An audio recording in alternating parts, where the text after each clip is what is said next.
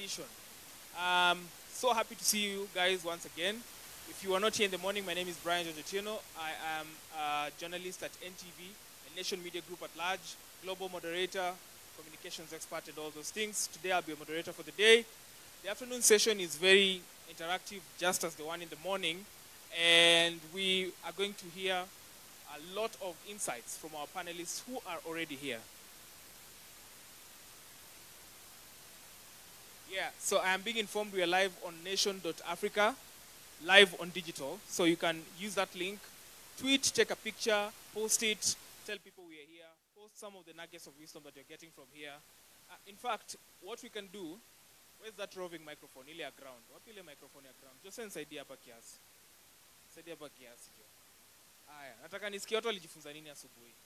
If you're here in the morning, just one thing. I won't force, it's not an exam, it's not a cut. Check. I'm not going to punish you after this. We're just having fun, yeah? Nasikia nimeitwa hapa head teacher. Aya. Anyone, what did you learn? Here we go, Jose. There's a lady here. Finally, a lady is speaking. Nice. You're not paid to become rich. You're not paid to become rich. Let's clap for her. Thank you. Half a clap, just one clap and that's it. There you go. Hey. Hi. Tondele? You don't need society's permission to get where you want to be. You don't need permission to get to where you want to be. Let's appreciate her. One clap. Thank you. Sasa mademu ameamka. Hey, very nice. Twende. Boy child. Nawaona zawadi iko. Hi, my name is Leah. Though I came very late, I have learned that if you're employed, it's not all about how early you come at work, but what you add in the company, the value. Your output. Your output, yeah. Whether you come at 8, thank you. Let's or rather appreciate even her. at 10. Is that the only thing? Amma, you have another one? That's it. Great. Yeah, it's not about how many hours you spend at behind your laptop. If you're not producing, hey, give it up to the ladies, Maze. Thank you. My name is Julie from Kenya Methodist University. Yeah. I learned that it is not about the tribe or the language, yes, but the skill. But the skill. Let's appreciate her once again. Aya, boy child ako hapa nyuma. Nyinyi hamkuwa mnalan. Aya, sawa. Methodist tena. Aya. Okay, my name is Boniface Makau. Yes, boy child. We are well represented. Yes. I learned that we are not limited. Yes. We work out well, then at the end result we'll appreciate. Thank you so much. Very nice. Let's appreciate him. Aya, one last person. One very last person. Yes, please.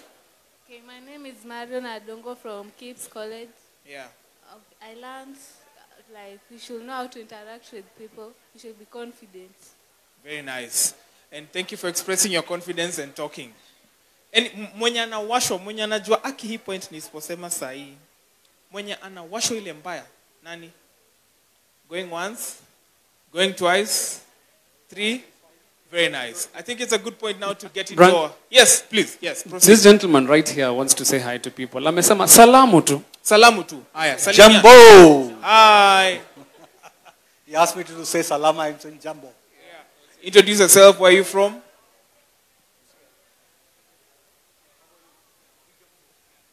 Jambo. I'll come here. Yeah, please. Good afternoon, everyone. Good afternoon. Good afternoon, everyone. Good afternoon. Thank you. I'm from India. I have been an educationist and entrepreneur for the last 30 years. There is a cubicle here by the name of Indian Institute of Technology, Madras. How many of you know Microsoft? You all know Windows, right? How many know Windows? And how many know Google? Adobe? Okay. I can name 36 top technology companies of the world whose CEOs are all Indians. And all of them have passed out of this institution, second room here, second cubicle, called Indian Institute of Technology. Para Agrawal. There's Parag- Para Agrawal for Parag Twitter. Agrawal was Twitter. Yeah. So you can, he will keep naming all 36 companies in the next 30 seconds. 30 seconds or so. But, but I want to say, the best, these are all 70, 80-year-old institutions, and they have produced best of the people that are ruling the world. And the governments of Africa invited us to come to Africa, and the Indian Institute of Technology has come here. And unfortunately, for many of us, it is in Zanzibar. Yeah? Yes, I quickly wind up. But this institution is not for Tanzania and Zanzibar, but it is for entire Africa. So best of the institutions from India are coming to Africa. One institution on forensic sciences has come to Uganda. So in the next 4 or 5 years, you will see 30 plus institutions coming to Africa to take the best of the talent from here. So anybody wants to know more about it, could come there. Thank you very much. Thank you. He has been chasing me. Now he's wondering, why did he ask me to speak? Wanted you to finish up Chaldia. Thank you, Branche. Take it away. Let's appreciate him. And that's the end of that session. Chaldia? Okay. It is nothing to do with the institution or anything. I am here till the evening. Anybody wants anything about career and life, I have been facilitating people, mentoring for the last 30 years. You could come and meet me. I can help you. Thank you. I've been looking for money for the last 26 years. Can you help me? Thank you. Some good icebreakers, sindio? Anyway, thank you so much for that session. Time now to get into the core of our conversation today. Allow me to invite to the stage our keynote speaker for this session, who has about 15 minutes or so, Gathoni Mbugwa, who is the clinical psychologist and head of digital relations at Chiromo Hospital Group. Most welcome.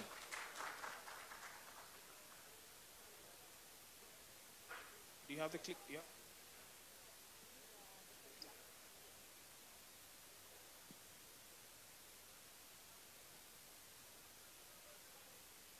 Good afternoon.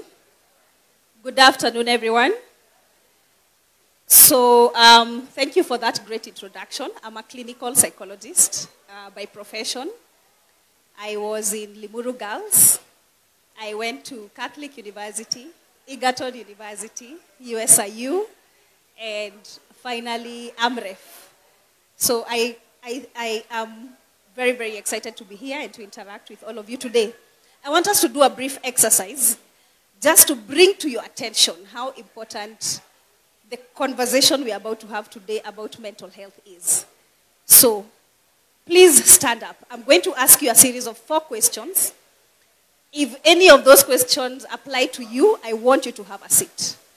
So please stand up.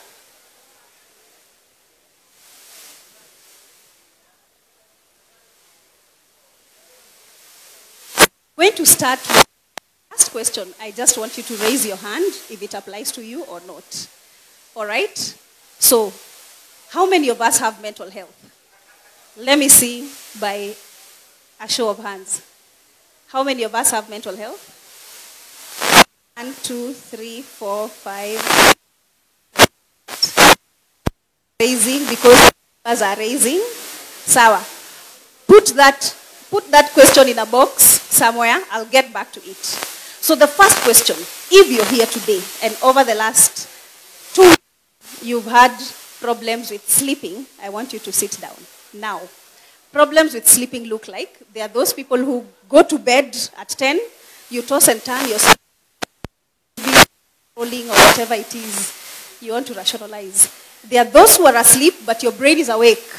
You can hear everything that is going on around. And then there's a third category.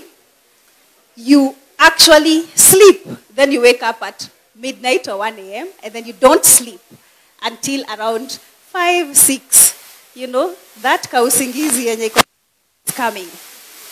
Second question. If over the last 2 weeks you have had problems with your appetite.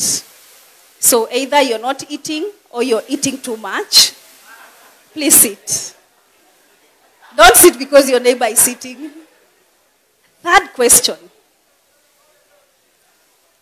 If over the last 2 weeks, you have not made time for exercise, si kutembea juu na chini, actual time for exercise, if you've not made time, please have a seat. Okay?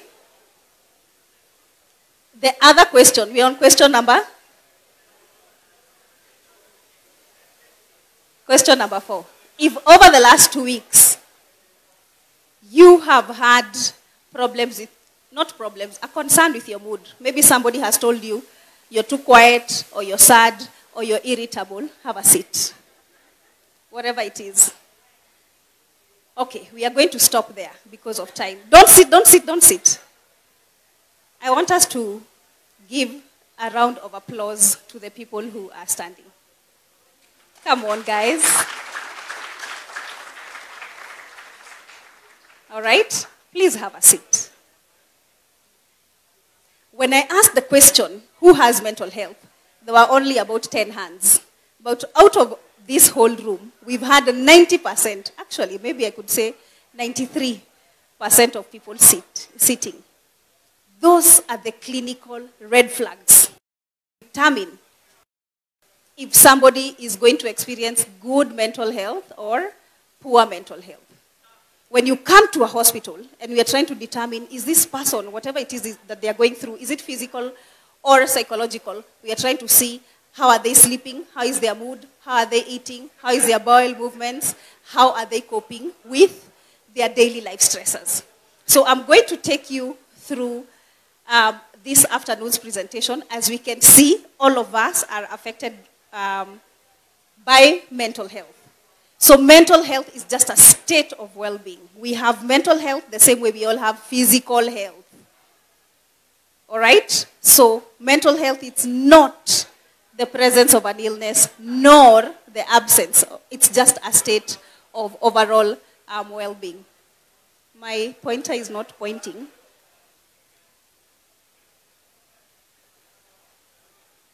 Somebody please help. Right? Thank you.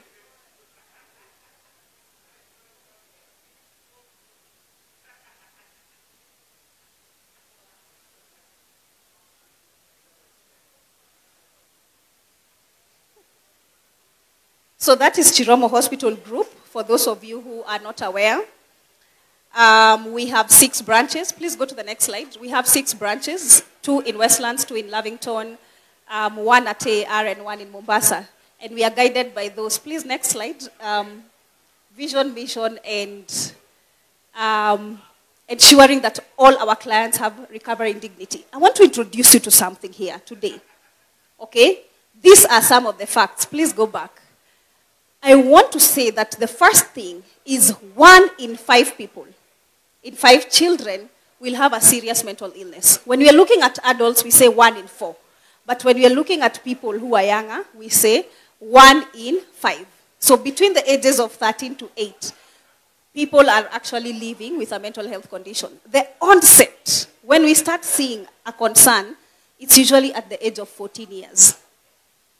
But sometimes we don't really understand that because we are focusing on the dysfunctionality. So the first thing I want you guys to do for me today is to move away from focusing on what is wrong with this person to what happened to this person. Okay? I want us to be asking that question. So every time you see your friend is withdrawn, every time you see somebody is complaining, they're stressed, I want you to ask, how did they get here? Not what is wrong, not what is wrong with them. Okay? We also have 11% of those people suffering mood disorders. When you're talking about mood disorders, we are talking about bipolar. We are talking about depression. And the highest rate of suicide attempts are among young people. Did you know that? Let me ask you a question. Between men and women, Who are more likely to attempt suicide? Men? All right. No offense, but it is women. When you're looking at the statistics, at the hospital, counting the number of people who come in because of suicidal attempts, when you go to high schools, looking at how many people have attempted suicides, you'll find that more women than men actually attempt suicide more, statistically speaking. However, more men than women actually go through with the suicidal attempts. The nature in which, part of that is probably connoted in culture. We say men are strong. What else do we say? Huh? Be a man, be strong. So when a man expresses a suicidal ideation, they are likely to look for that option that they know it's likely to go through. Si ile ya kubahatisha. And that's why when somebody actually expresses a suicidal ideation, they need to be taken very, very seriously. Let me bring to your attention something else. Nobody will, very few, but we are not probably going to get to a space where your friend says, I have planned to take my life today. When I go home in the evening, I'll buy a rope and this is my plan. No, suicidal ideations are expressed in the most subtle way. And I want to teach you so that you can listen. When somebody says, I'm so tired, I wish neza lala nisiamke kesho. That's an expression. When somebody says, me life, imenishinda hata sioni, I don't see the point. That is a suicidal expression.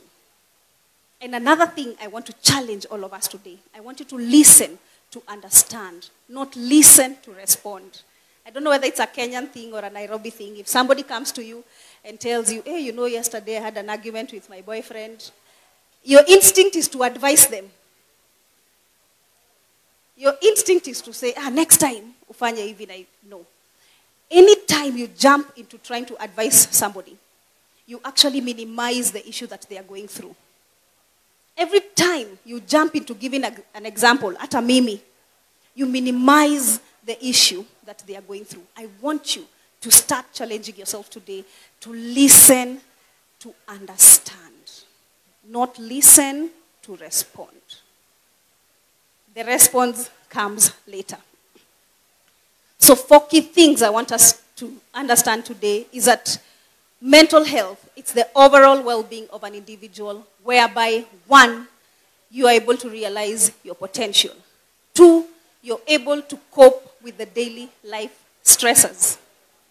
3, you're fruitful and productive. This, what we are doing here today, for your age, when you're talking about fruitful and productivity, it is about your careers. It is about your education. If this was an older generation, much older demographic, I would be talking about work. But for your point, for where you stand, it is about school and what you're doing and whether that suits you. And last but not least, you have to make a positive contribution within the community. And that's very important because today we are living in a space of a me. You go to work, you go home. You don't even know whether your neighbor is there or not. Have we not had cases of somebody who died by suicide that were discovered later? Yeah, so we are so focused on being very individual. Please check up on each other. Check up on each other and make a contribution. Before I finish today, I'll tell you exactly how. So we say basically mental illness, it's a disorder that affects how you think, how you feel, and how you behave. Looking at factors that can shape the mental health of young people, number 1, it's you as an individual. In fact, before I go to that, I want you to say this statement with me because it's a myth. I want you to say out loud, you don't inherit a mental illness. You don't do what? Yes, it is a myth. Yeah, nobody is born, 4.1 baby boy with bipolar mood disorder. What you have is a genetical predisposition. And lifestyle is going to determine whether you're going to actually trigger the genetical predisposition or not. So, I'm challenging you again. Please go and learn about your family history. Because if you're genetically predisposed, for example, if somebody in your family had schizophrenia, then let me just tell you right here and now, don't smoke weed. Don't even inhale it. Don't even sit near somebody who is smoking it. Because chances of you triggering that are way more higher than your neighbor who has been doing it. So this is about you as an individual. Family, we are talking about not just your parents. We are talking about your grandparents. We are talking about your uncles and aunties on both sides. That's how far history goes, including their children. So when you ask somebody, is there a history of mental illness? They just focus on their parents, on their folks. No, it goes that much far. The community, the environment, and also the society. All these are factors that absolutely can trigger but also shape the mental health of young people. I'll focus you a little bit on some risk and protective factors. Okay? There's something we call adverse childhood experiences. If you have gone through any adverse childhood experiences, we call that the ACE between the ages of 0 to 10 years. Then you also become vulnerable to triggering a mental illness. I know it's so unfair for me to say that, considering, we grew up in a society or with some parenting that could have been a little bit harsh. But we can't go back. Today's conversation is about prevention. What is it that I can do to ensure that I live a more fulfilling life or to be a better version of yourself? So there's something that you form called attachments. You need to know before you leave here, hopefully, we can have a conversation. How do I attach? Because what happens to you in childhood actually determines your perception of the world when you're in adulthood. I probably need a timer. Please inform me. Yes? Another risk factor is family, but I want to specifically go to school. When we are looking at the history, we start with primary school. And I want you guys to ask yourself that question. Do you remember where you went to nursery school? Do you remember a friend? Do you remember your school uniform? Do you remember the location? The reason why we are doing that, sometimes if you actually experience trauma, your mind blocks out a chunk or a portion of your life. So if you find yourself, like kuna vitu zingine sikumbukangi, I can't remember, then that should inform you, maybe I need to revisit what happened. But school environment, bullying, discrimination, any pressure that you went through in form of peer pressure, hardships in forming relationships, all those can affect your mental health. And children have very high defense mechanism. So it might not seem so at that age. But once you become a teenager, we start seeing symptoms. And then they're heightened as you grow older, especially when you get to late teenage years, 19, and early adult years. Then we begin to see those things, okay? But school can also provide such a good safety where mental health is concerned, because you're learning. You only learn critical thinking through school and through education, okay? Your environment. Your environment is very important, because the question of nurture versus nature, what actually shapes an individual more, it's 70% environment, 30% genetics. And I hope after we leave here today, no matter where you came from, no matter what happened to you, that you're able to recognize that is 30%, okay? This is what to look out for. I gave you the 5 clinical red flags.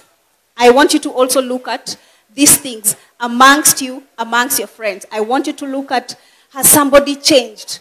Are they always repeating the same clothes? Do they shower? Yeah? Look at this. Have they become isolative? Nowadays, they don't even call. They don't pick calls. They don't respond. They don't chat. They don't come out to hang out with us. Okay? And these are the most common mental illnesses. Allow me to go through just 3 more slides. Number 1,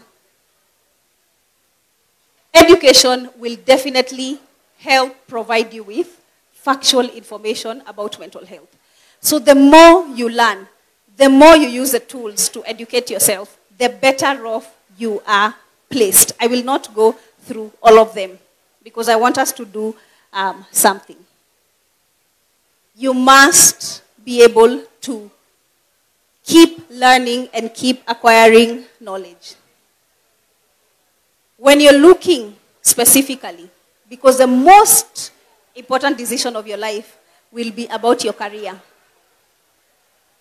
It's going to be one of the most critical decisions. First of all, what is it that interests you? What do you dream about?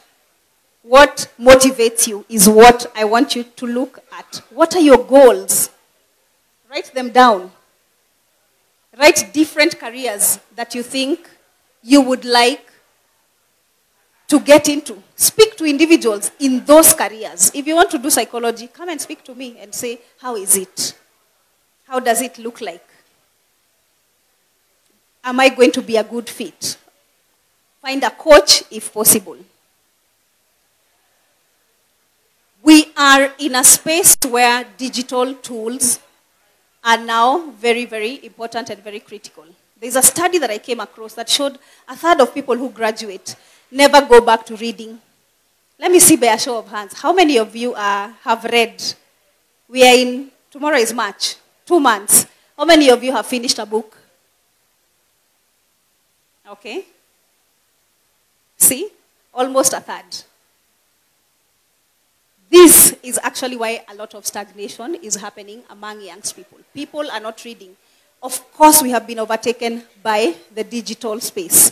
It is important to understand that when you're in primary, when you're in high school, all those things, we are taught what is needed, what is preset. But when you go to university, when you are adulting and crossing over to university, you're now choosing, what do I want? So do not pick something that somebody else wants. Pick what do you want for yourself. Because this is the only way that you're going to grow both your net worth and your self-worth. That is feeling good about yourself. There is that quote there by Mark Anthony that says, if you do what you love, you'll never have to work a day in your life. So pick that which is that you can do, that will motivate you, that will make you feel by the end of the day fruitful and productive. How many of us have done a social media detox? Have you guys heard of a social media detox? Yes? Yes? How many of us have done 24-hour social media detox? Okay. 48 hours? Thank you. 72 hours? You need to disconnect. You need to disconnect. And to young people, social media, digital space is actually one of the most critical and important tools. If it's used correctly, you have no idea how much power it has. Other than what you're learning, keep away the mindless scrolling and challenge yourself. Can I listen to a podcast? Can I listen to a YouTube and learn a skill that is applicable in the day-to-day life? Learn a skill. Learn something in technology. Learn something in design. We are going to be doing those things every single day. You can already start working on those things. And last but not least, as part of contribution into the community, each one, teach one. Don't be so isolated. For everything that you're doing, I want you to go and teach somebody else. That's part of contributing within the community. This right here is the game changer. Let me see by a show of hands. How many of you have ever bought yourself a meal and you went and ate alone? Ni pesa yako, you went and ate. Not with a friend, alone. Peke yako. Yeah? Let me see. When is the last time you bought yourself a present? You said, this watch, I deserve it. I'm rewarding myself. Yeah? I want to introduce something to you. Self-care is an intentionality that you have in. You must make time for exercise. This is a game changer. It's the only natural antidepressant, natural anti-anxiety, natural way to sleep. Physical activity is very important. When your social battery is down, you need to figure out, why am I feeling the way I'm feeling? Why am I low? What can I do to ensure that I feel better? Your emotions speak a lot into what is going through your mind. Socially, who are the 5 people around you? Have you guys seen that photo that goes around that has 5 people? One is the CEO here, CEO there. Have you seen that photo? They're all CEOs and the one in the middle is somewhere in charge higher, okay? You're a sum total of the 5 people around you. I want you to ask yourself, ukitoka huku, when my friends refer to me, what is it that they say? Are you the payee of the group? Like wakitaka payee wanajua. Let's go to this one. Are you the person who is a plan? Wakitaka plan, let's go to that one. Yes? Or are you the person who has networks, who can mention your name in a room when you're not there? Social self-care is very important. Spiritual, I'm not talking about religious, I'm not here to talk about church or any of those things. But studies show that people who have a grounding in a belief system in a higher power have better quality of life. It's between you and the higher power. Better quality of life. Your personal space, enhancing your creativity, the environment around you, finances, work is there, but I'm going to categorize work as your careers and your education. Okay? So that's it. My colleague gave us some bookmarks. Let me see. Do you have the bookmarks? So a lot of people have been wondering, okay, I can go check my blood pressure.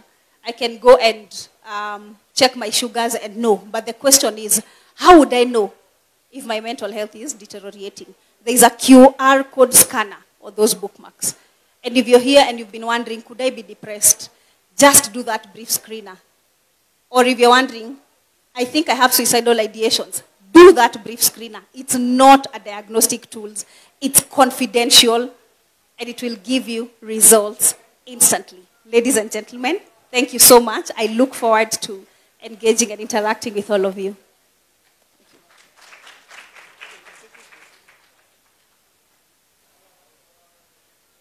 Have you learned something nice? Very nice. And you're just talking about social media detox. Every year, I do 1 month of social media, literally uninstall. Yeah. 1 month I'm not on social media, and I started on Monday. Check the last time I was on social media. It was last week. This I learned from none other than Larry Madowo.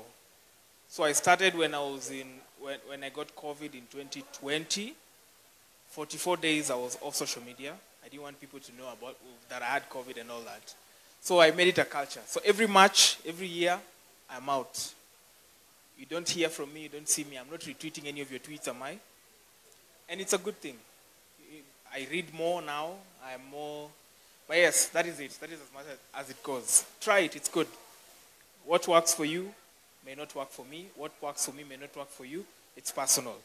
Ladies and gentlemen, let's appreciate Gathoni once again. This next gentleman works at Nation Media Group. He is a podcast producer. Let me start again. He works at Nation Media Group. He's a podcast producer, wellness poet, and an actor. You have perhaps seen him on Single Kiasi. Give it up for Kevin Maina, or known as Minor Minds. Wangapi wamewatch Single Kiasi? Memwana. Leona Vitali. Okay. All right.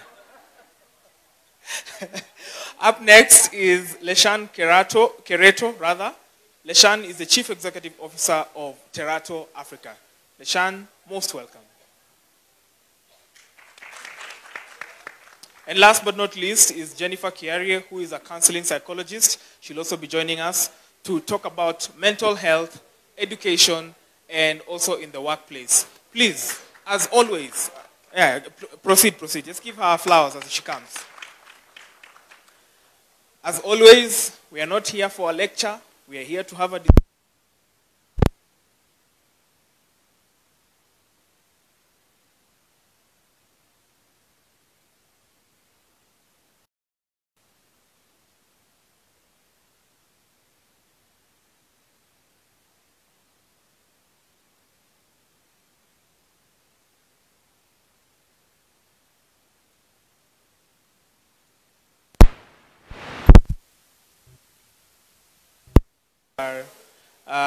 A lot of adjectives flying around.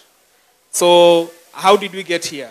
And I like that Gadoni talked about us finding the root cause and not what is happening. What happened and how did you get here? Guys at the back, the gentleman with the bag, please come. There's enough seats for all of us. Right here where Joseph is at, there's seats.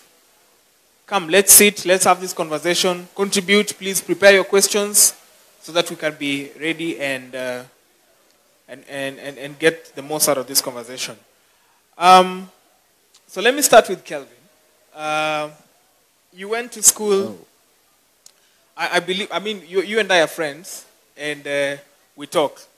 You went to school in your what I would call a typical Kenyan school with the normal syllabus. You didn't do GSEA and all these others. And people out here, I listen to a lot of people out here and they talk about the traumas they got from school and how it's affecting who they are today. And by the way, the questions are open to all the panelists. You can respond where you feel a panelist hasn't handled, perhaps properly or something that you would want to augment. How do you think the system has inflicted elements of depression here, pressure on students while they're in school? Because for long, the pressure normally is nataka nipate my C+ niende kampo. That is the only thing that matters. And I think also the education system has contributed to that. If you don't make it to campus, you're either considered either useless or you're a failure. And that has a way of messing with these young people and so many others. How do you think the school system inflicted those elements of pressure that resulted into stress? Thank you so much, Brian. I'm happy to be here, first of all. It's an honor. Yes, you're right. I went through the normal 844 system. And just for context, I was in Naivasha Boys Primary School.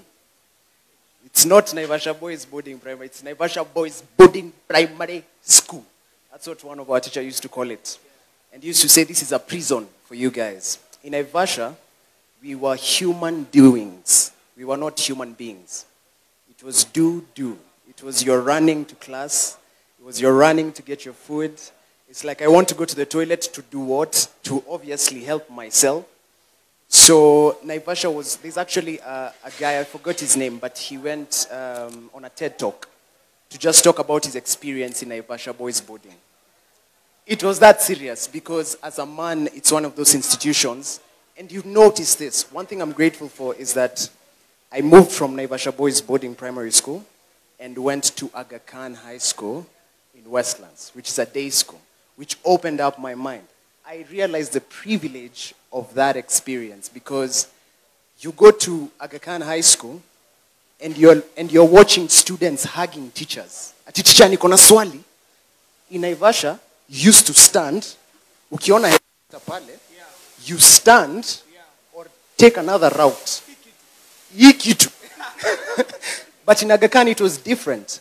And that's when I think I started opening up. Now, I noticed something. A lot of my schoolmates who went to Naivasha Boys Boarding Primary School, because it was starting from class 5 to class 8, and then went to a high school boarding boys school, coming into campus was a challenge for them. For me, going into Aga Khan, I'm seeing it was a mixed school, by the way. So it was a day school, mixed school, international school. No. That's you're saying something very serious there. Yes. you're saying that the boys who went to a typical Kenyan 844 high school Yes. with such kind of a treatment Yes. had problems transitioning to campus. Yes. So you could see their confidence compared to myself. Ah. It's in comparison. Yeah. So these are people that I knew in primary school, and I'm seeing them in campus. Yeah. They're more timid. They're almost scared. They're seeing girls for the first time. So I'd experienced this in high school where I'm just seeing ladies in trousers. Yeah. And I have done everything that you can think of. And coming into campus, I'm more grounded. I've matured faster. Yeah. So just to go to your question, the education system in our country has let us down. I want to believe so, because for some of us here who are peers, my peers, and even people who came before us. He's Gen Z, by the way. Yes, I'm Gen Z. But if they ask, I am 30. So, so for a lot of us, the education system that we went through was more of you're a human doing. Yeah. Our teachers seemed to know everything. And we were just following. If you are doing anything other than Contrary, that, then you're doing something wrong. Yeah. But going into some of these schools, and I credit my high school, Aga Khan, then you're treated as a human being. Yeah. And your passions. That's when I started poetry. That's when I started opening up. That's when I started communication. That's when I realized I want to be in front of a camera and talk to people and do journalism. If I didn't have that privilege, I doubt it would have taken me a longer time. I don't want to say I doubt I would have been here. I would have gotten here, but it would have taken me a really long time. Yeah. Yes. I mean, how many of you relate to this? You've taken your book to the teacher. It's not covered. I don't mark covered books. It's out of the window. How many experience that? You being punished for, and this I ask with a lot of respect, you being punished for not having, your school fees not having been paid, or being sent home or something of the sort. How many experience that? Yeah, such kind of things. It's very, very interesting. Leshan, let me bring you next. I tend to imagine you could have slightly been a bit older than either Mina and I, and many of us in the audience today. Was it any different at your time? Because our parents keep saying things like, you children nowadays, you're not being beaten. As we were beaten. As we were punished. And I don't know why they take... Mercy, why do you people take glory in that, by the way? Leshan, was it any different at your time? Yeah, thank you so much. First of all, I appreciate the opportunity to speak. Yeah. I just turned 25 years old, so I'm way younger than you guys. I'm still in campus, and my experience has not been very different. Yeah. I started in a local primary school in some of the deepest parts of Maasai Land. It was, the teachers will come chasing you to go to school if you are late. They'll come all the way to your home and beat you up to school. I had that experience, but I was privileged to go to a boarding school at class 3. And my experience was almost similar, because I went to a boarding school that was starting, a boarding school that I'm now proud of, because I mean how far I've gotten. But then we started the school, literally where you have to sleep in that class, then in the morning take out the mattresses, wash the class, and study. And so that was the life we started, and of course I've gone through everything that everyone has gone through.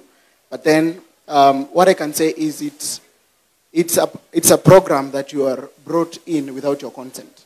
Yeah. And simply you are expected to catch up. You know, you're beaten up to agree with it. I was a smart student as a young boy. But then even if you are smart, if you're told because you're smart you should get 80% in science. If I get 70, I get 10 strokes just to fill it up. Someone else could get 20, but the target was 40. So you get beaten 20. Right. And so, you had to really, there was already a program that has been set up, and you simply had to fit in. And if you can't fit in, then you're beaten up to cover up the gap. I must say that I had a very, very, very bad homesick. My school always remembers me for that, because I hated school like hell. I literally used to puke when they opened school. Like, I really felt bad that school was opening. There's a wave that will hit my mind, and I will just sad my way into school. Yeah. And I cried and cried and cried and cried through my time until I realized nobody was coming to my rescue. Yeah. So I decided to be a good boy and focused on school. That allowed me to probably make a few achievements, so maybe school could be better. I had to be forced to wash the toilet for almost a year, Yeah. as everyone else was washing the fancy places. But then, with time, I simply realized that I did not have an option but to be a good boy. Yeah. And I later rose to become the school president, performed the top best. Wow. Later went to high school where I had another different experience. Yeah. But then really, it just borrows into what many people have gone through. And I'm not saying my situation was the worst, but I simply found a program that was running for other people, and I fell into it. But then it has a very, very big contribution to your own mental health, journey that you have to really unlearn many of the things that you found yourself in, and then, start your career all the way after recovery. When he was talking, I remembered some of us have suffered, Bana. Mwalimu wa maths had holidays with us. Your target is 50, and then you get 10.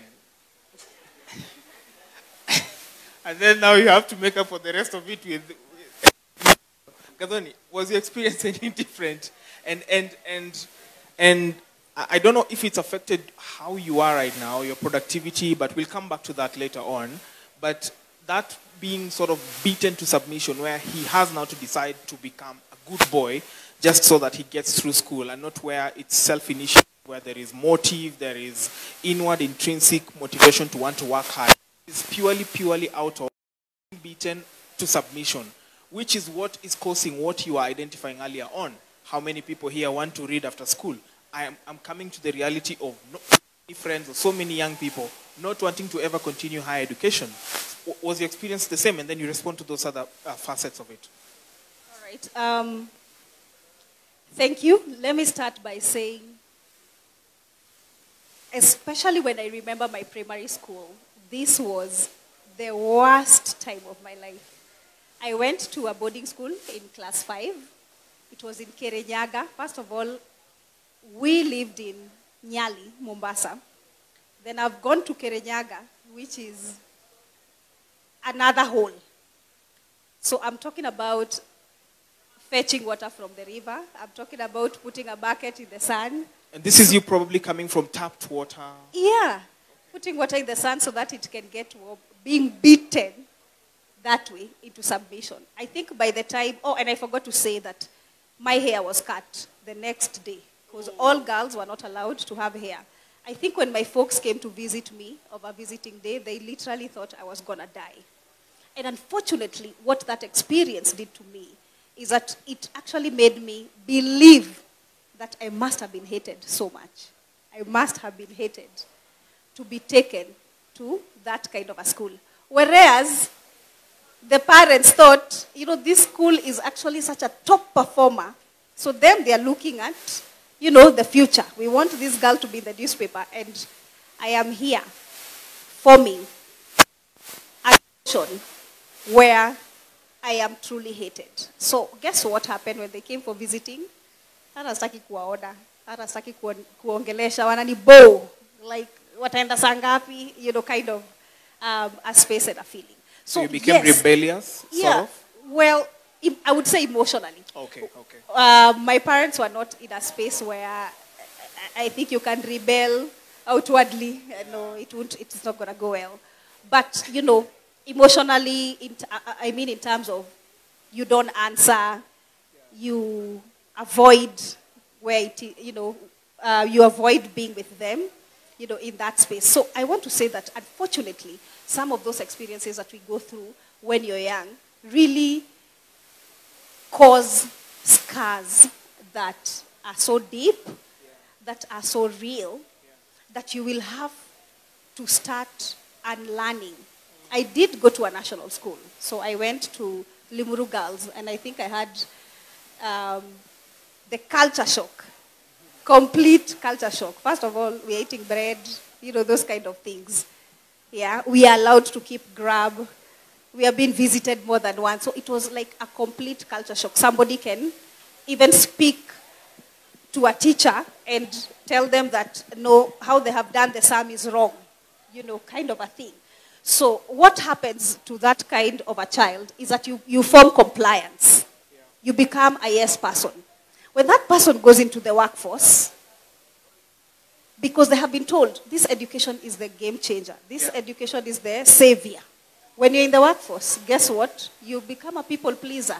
Not even in the workforce, even in relationships. You become a yes. Because from childhood you learned, if I have good behavior like this, then I get compliments, I get praise, I get affirmed.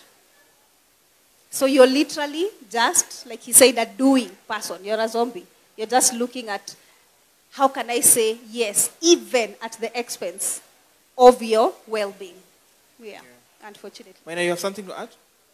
I would just echo the same. Yeah. Where you feel like, even sometimes you have to show up more. Yeah. And this is something that's in your mind. It's like, first of all, you feel insufficient as you are. Yeah. So you start to show up more than you need to even get the standard form of love. And I think that's what you're saying about people pleasing, where you are almost going above and beyond Yeah. to just get, you know. In the romantic circles, now that's what is called a simp. Jennifer, let me bring you in on this one. We've had illustrations of how teachers can inflict those pressures that lead to stress and underperforming or being beaten to submission to perform, all for that 4 years to get finished. You're like, I'm going to get done with this 4 years, yeah? So naeza vumilia kichapo, matusi, my book being thrown out, what being called names, up to until 4 years and finish and then deal with it. But there's a way also parents can also inflict some of these pressures. Why are you not performing kama mtoto wa nani? Why are you not doing this like another person is doing? Right now, my parents are on my neck. They want me to marry. Jennifer, how can parents, I mean, am I saying real things here? I want to say things that are relating to you so that you don't feel like we're coming here to have fun and then you guys, you don't relate. How can parents also inflict some of these pressures that cause stress in academics for students? Okay, thank you for the opportunity. You know, as I was listening to my colleagues here, I was having certain reflections of the people I've come across who have really gone through stuff. And you know, I dare say this, and especially my colleague Kadoni can confirm this because she works in a clinical setting, that you find that perhaps one of the greatest tragedies that we have is that we have parents, we have been brought up by parents who are dealing with, who have never, not even dealing with, who have never dealt with issues, the ghosts, the demons from their past, the things, the traumas that were inflicted in them. And then what happens? In the name of disciplining children, in the name of I want you to become better than I am,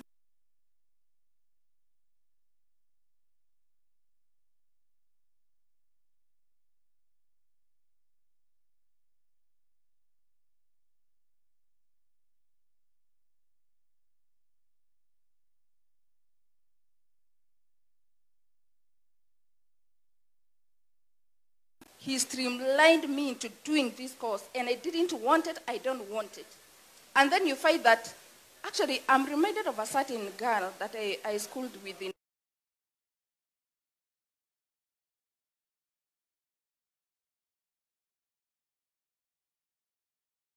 until I finish, and I give my parents the papers, and then I go do my own thing. So you can imagine, and I remember it was a quite challenging course that this girl was doing. So you can imagine, she has to bear with the challenges. I could only visualize her. She is bitter because she's doing something that she does not want to. Then this thing is actually complicated. It is actually hard for her. So you can imagine, you know, and that girl actually, looking back, she used to be isolated. She didn't have close friends. I could just imagine she was lost in her own world, counting the days so that the 4 years are over, and then she takes the papers to the parents and then goes to do her thing. So, again, a major tragedy that we have is that we have parents who have their own issues they have never dealt with, and they are displacing them to their children. We also have parents who want to actualize their dreams through their children. We also have parents who have unrealistic expectations. You know, for those of us who are practicing counseling, you'll find a person and they will tell you, Jennifer, the hardest thing I have to deal with is that my parents have to compare me with my cousins. And you know, let me tell you, even identical twins, if Gabani was my identical twins, my identical twin, I'm telling you, there is still a world of difference between me and her. She can choose to be different. Actually, I'm reminded of these conjoined twins. They are quite popular. I don't remember their name. And they are conjoined, wameshikana, but one is a lawyer, I think the other one is a doctor. Now wameshikana, like from here upwards, no, from, I think, vichwa ni mbili, but mwili ni moja. So that is just how different children are. So if you are a parent and you have 2 or 3 children, myself I have 3, I understand that my Lee is different from my Adrian, and it's also different, very different using the benchmark of their cousins.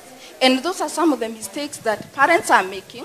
And then we are bringing up, in fact, this is how we are contributing to the intergenerational cycle of trauma. Yourself, you were traumatized, and then now you transfer the trauma to the children through unrealistic expectations, transferring your bitterness, your anger to them, and feel like they're not doing enough, whereas they are doing what they know how to do or what is their best. I wish my father was here to listen to this and stop asking me about marriage. Kevin, let me come back to you. We can't just sit here and say there's nothing being done. We see the government trying to do a couple of things, among them opening up these mental health institutions. I think previously President Uhuru Kenyatta was very vocal about mental health. President Ruto has done that too. We are seeing progressive efforts. Employers today are actually advancing medical insurance for a couple of sessions for you to just go and have a session with a therapist and a psychologist. But do you think there's enough being done that can handle these mental health issues, especially first of all in academic institutions and also in the workplace? I think there is progress. Even us having this session, I think a few years back, you wouldn't think something being invested on to just talk about mental health.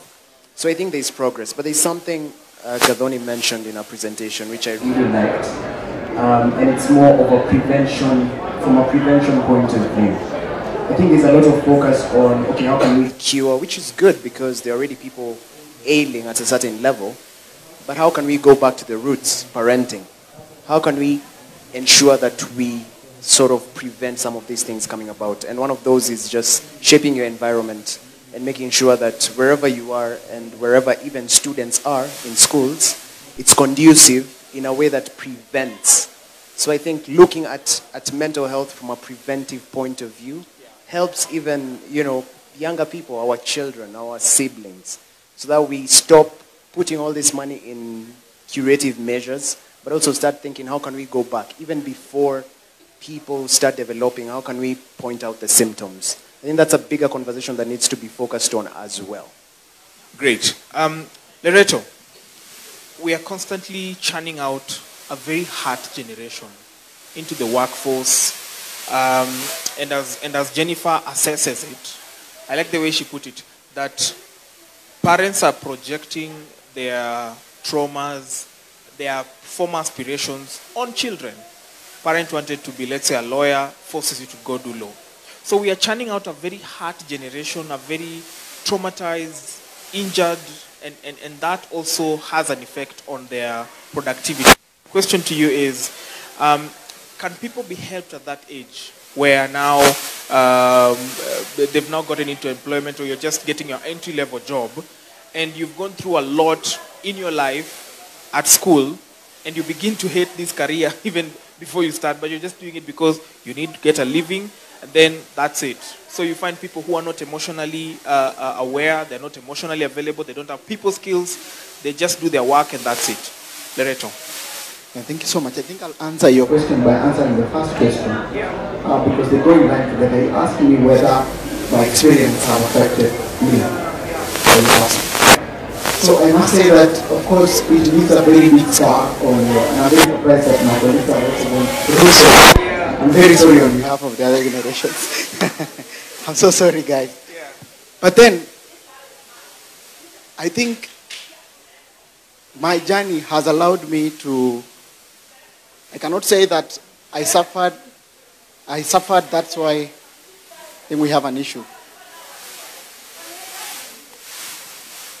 It's okay, we have security. Don't worry. Right, so I'm saying, It's a typical case of mental and I hope you can hear me, is that my journey, of course, was tough. We went through so much. We suffered through so much. Yeah. But then, my biggest lesson across it all was that there was never going to be anyone coming to save me. The whole place was programmed. And everybody had gone through that, such that it was normal. And sort of everybody had their body. Everybody was wondering, why are you surprised? Why are you crying? Everyone goes through the same. But then I'm guided to ask, maybe we need healing across generations. Maybe we need to just look back and look at our parents. What was their experience as children? They went through the same pressures.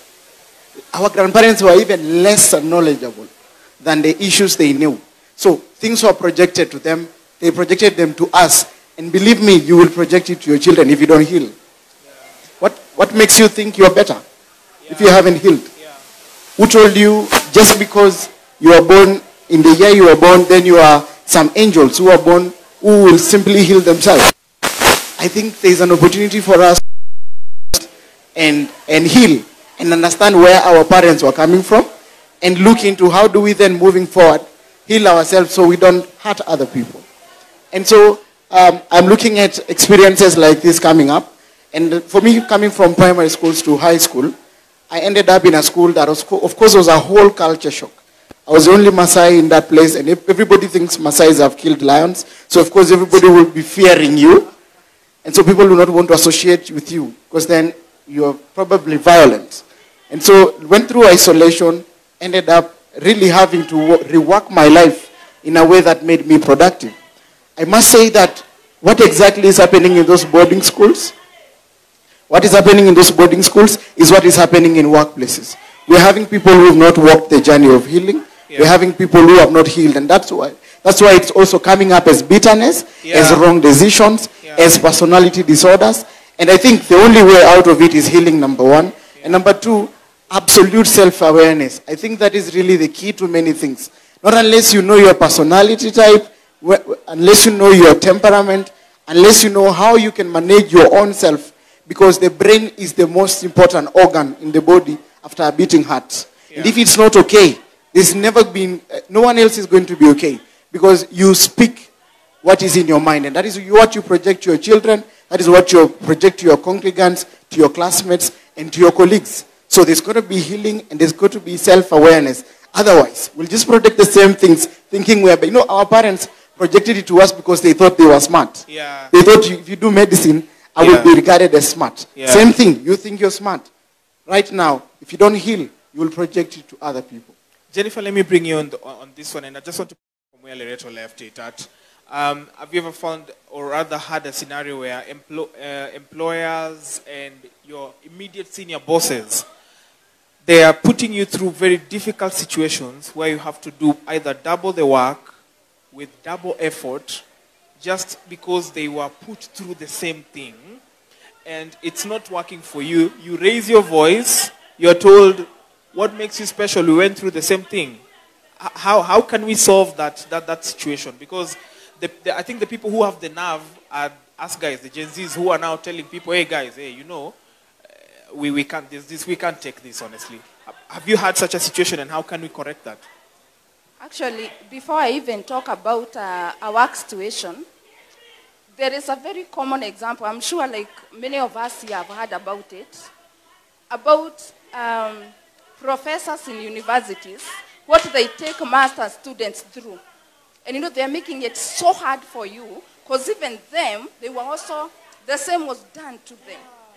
I don't know whether you have ever come across that conversation. Someone starts, a thread like on social media, like what have been your experience with your masters? And people are just crying. And it is because these lecturers were taken through that. And now they are transferring the same. No one is willing to break the cycle. And sadly, even you cannot imagine, if as a master's student I'm taken through such, what am I taking to the workplace? If I am someone's boss, like I've gone back to improve, to advance my studies, and that is what I'm taken through. So I come with that attitude that people have to, compliance has to be squeezed out of people, like squeezed literally. And so what we have, I may not have had such an experience, but I've had clients who have gone through that. Someone comes and tells you, I'm so torn because I don't know what to do. I badly need this job, but my employer is a nightmare. In fact, I'm reminded of a guy who wrote me a very long message of the experience he has had with his employer. Who, he works in a clinic. So you can imagine, if that guy is a nurse, that man is a nurse, if as a nurse you are taken through so much torture by your employer, what are you going to do to the patients? You are going to transfer, whatever you are having on them. You are actually putting their life at risk. Yeah. So how do you deal with that situation? Unfortunately, I think at this point, the much you can do is create awareness. Because what situation do we have in our country? Many people are jobless. They are looking for jobs. So this person even quitting, it's not like it's an option. It's not that an option, it's an option that you can take. However, this is for those who may be going through that. I usually say that every single thing that happens to us in this life, we can turn it into a blessing in disguise. Nothing is actually out to destroy us. So if you are going through a toxic work environment, then perhaps it is what you needed to push yourself out of that so that you can rise to a higher glory.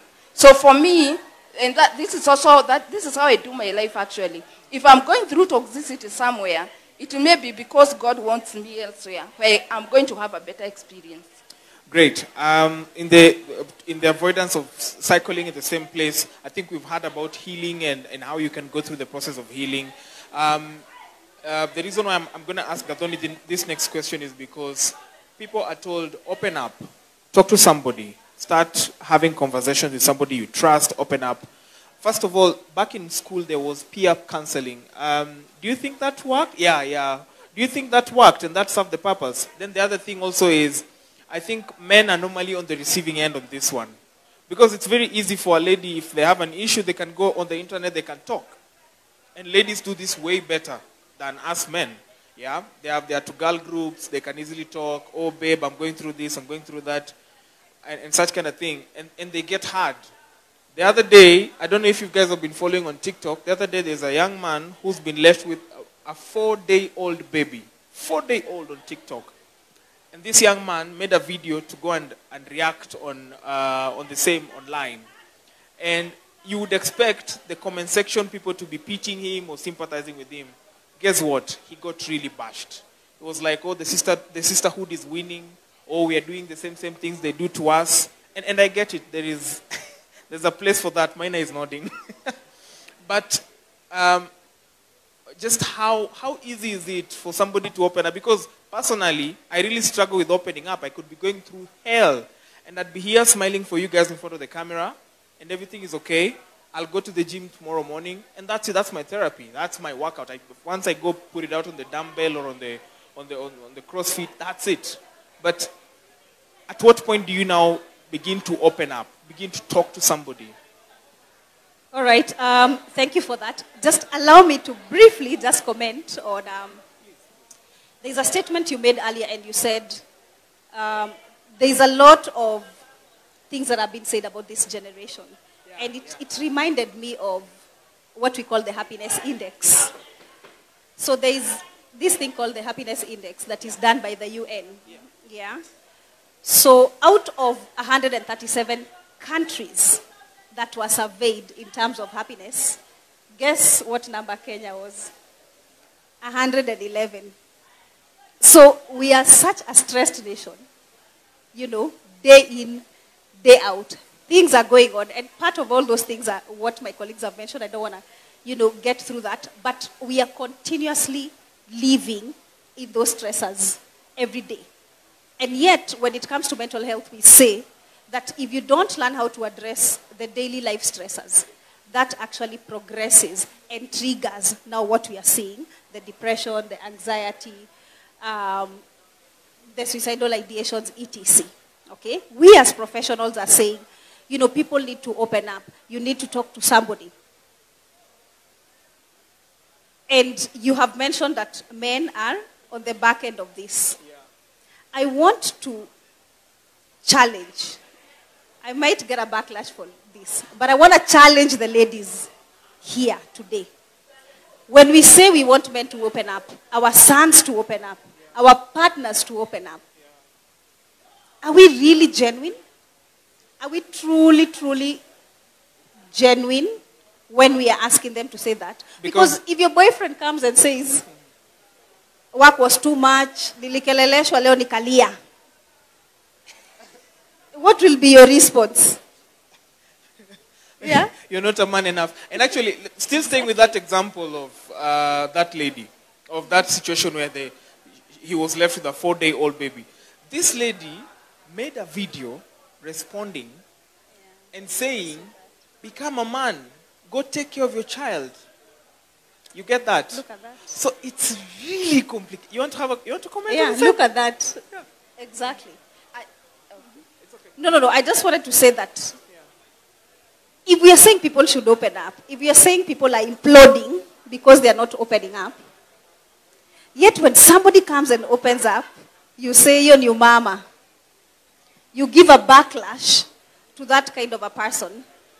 Your face and your body language changes because your partner told you something a bit sensitive. How are we expecting that person will come back and still open up? How are we expecting the many other fathers? Because this is just a case that, imefika mtandaoni, but there are so many other fathers out there, maybe in similar scenarios. Yeah. And if they see that backlash, will they come out to speak? No. No, they won't. Yeah? Yeah. And especially if you lose a job or something of the sort. Let me give another interesting example. Please, if you have a friend who is in media, careful how you open up to them because it will be content. So there's this friend of mine, guys. Anyway, Jennifer, you had a comment. Gadoni, I just love that you have brought that up. When we say that men open up, are we ready? I have a Facebook page, and sometimes, occasionally, I will, someone will open up on something and tell me, it's okay, you can post it on the page. But I've noted this thread that if it's a man who has opened up, if I share it, the women pour, like they rush to the comment section and they're just tearing this man down, apart, even, casting doubt as to whether he's really going through what he's going through. In fact, I've reached a point whereby I will post and say, men only comment and say whether you go through such. Like I have to silence women. So, yes, again, because when men see that, are you telling me another man will be free to share it? They will not be free. So again, the question is, when we say men open up, are we ready to have them open up to us? Or we are just saying it? Or when they do, we are going to tell them, why are you being like, uye umama acha? Yeah, true. I just wanted to comment on what you asked me in terms of the peer counseling, like in the school. I would say on a smaller scale, they kind of work because this is who I can reach out to. But it's just going to be banter if those people who we are calling peer counselors are not properly trained. For example, in PFA, which is what we call psychological first aid. In fact, your neighbor, your colleague, your desk mate, that's the most important person if anything happens to you. It doesn't matter what family you come from, whether you have money or not. Your neighbor is the most important. That's the person who can actually save your life. So my challenge would be, even as we are setting these things up in schools, the teachers need to be trained. The students need to be professionally trained, at least at their level. And last but not least, there was a call to have an independent person. Because if, kama mimi ni mwalimu wa math, and then you come and tell me the issue that you went through, the next day when I'm coming to teach you, I'll be looking at you in some type of way. So the challenge is just to have people who are independent where mental health is concerned, especially within the school environment. Yeah. Great. You have a comment. Go ahead. Thank you. I think I'll just add on to what Gadonia said. And thank you so much for you guys speaking out. I think you guys are really putting it the way it should be put, whether women are really ready to listen. And I think it's an important point. And I advocate for women and girls, so I really appreciate when it's the other way around. So I think I'll add on. I think I was a peer counselor in my school, in my high school, and I went through a training that I think, even though I don't remember the whole of the other training, but I still have the certificate. But the part that I remember well was that there is power in you to heal. So the person who is helping you to heal is just facilitating the process. So you basically have the power to heal. So what happens is, it helps that person to unleash their potential. Allow me to go into data a little bit. This year is the year of education for the African Union, where I work as a youth advisor to the African Union Commission. And last week we were in the Heads of State Summit. And what we were talking about is that this year is a year of education. There's got to be mental health being incorporated into it. Not awareness, it's like being intentional about it with domestic financing. And when you analyze, what is the rate of income after investing $1 on mental health globally is $21. So if you invest $1, there is a 21% that comes in as income after you invest. That is in a period of 8 years. But in Africa, if you invest $1, the rate of income in 80 years will be $88 per $1 that you invest. It tells you how much of a gap we have. What a big issue we have when it comes to mental health in Africa. And we launched a mental health toolkit that is online that anyone can be able to access. And it categorizes education as a very key pillar, because we usually talk about mental health and, let's say, gender-based violence, mental health and climate change. We never talk about mental health and education, because education has been assumed as a good thing. We don't know the many bad things, experiences they've shared. Education is actually in some way contributing a big deal to the many mental health issues we have. Gathoni said your career is going to decide a big part of your life. So if the process of deciding is actually traumatic, the results will be traumatic. And so there's got to be an opportunity for us to even advocate for domestic financing in Kenya, for us to have domestic financing. Because then, also when we're talking about development, is the only way there can be development, we've realized that it's only through education. And education, investing in women, girls, young people, and technology. That's the only way we can transform it. And the rate of income also is going to lead into a GDP growth by 7%. But then, it tells you as well why we have so many schools in Africa. We have universities, we have TVETs. I mean, basically, it's a must for you to go to school. Even though I'm not saying everyone goes to school, but still the development is not equal to other countries. Narrows down into the quality of education that we are having. The quality of education we are having is highly traumatic. It has been programmed to make sure that it works for you in a certain way. And what I know is, unless you look into yourself as a person, because this has worked for me, you've got to understand who you are, if it's going to work. Because people will always tell you, umemaliza shule, umemaliza shule. I get that a lot. Umemaliza shule, ukimaliza bas, everybody leaves you. Nobody will help you get a job. Nobody will ask you, did you get a job? But everyone will always ask you, where is a degree? Where is a degree? So you've got to do what you love. I understand there is what is marketable, and that is what you're passionate about. For me, I took a path that is not popular. A path that, I'm doing medicine, yet I'm still helping girls. I mean, it doesn't make sense. How will you get rich out of that? And working through that, I was passionate about it and worked through all the way while everyone is waiting to graduate so that they start working. I was already at the United Nations at 21. When everybody else is waiting to graduate to get a job, I'm already at the AU. I've set up my organization. I'm sponsoring almost 45 girls for their high school education. Because I've decided to do what I'm passionate about. The trajectory you take after you take what you're passionate about might actually solve a lot of mental health issues you have. Because then it makes you feel important in a society that probably has been imposing that you are not important. And once you have been able to actualize your own self, you contribute effectively to the society. That improves your own self-well-being.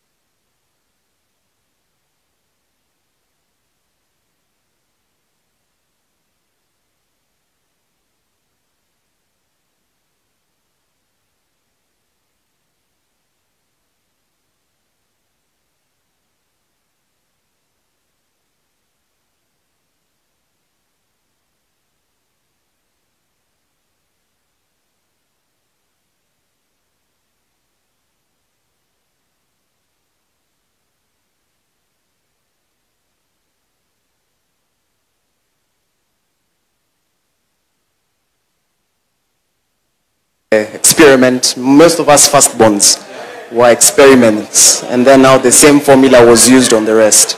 And I think it's just understanding that everyone is different. But even there are ways of correcting someone without hurting their self-esteem, and even at workplace. And personally, I've even tried to do this with my colleagues, interns that come through. Because my experience as an intern, even when I joined, was quite something else. So when I'm on place of authority and I'm trying to guide someone and I'm correcting them, I'll start by pointing out what they did good, Point out that this is amazing. You don't know someone's background, so you don't want to go into this is wrong and this is right. Because I've understood in the world, no one has it figured out.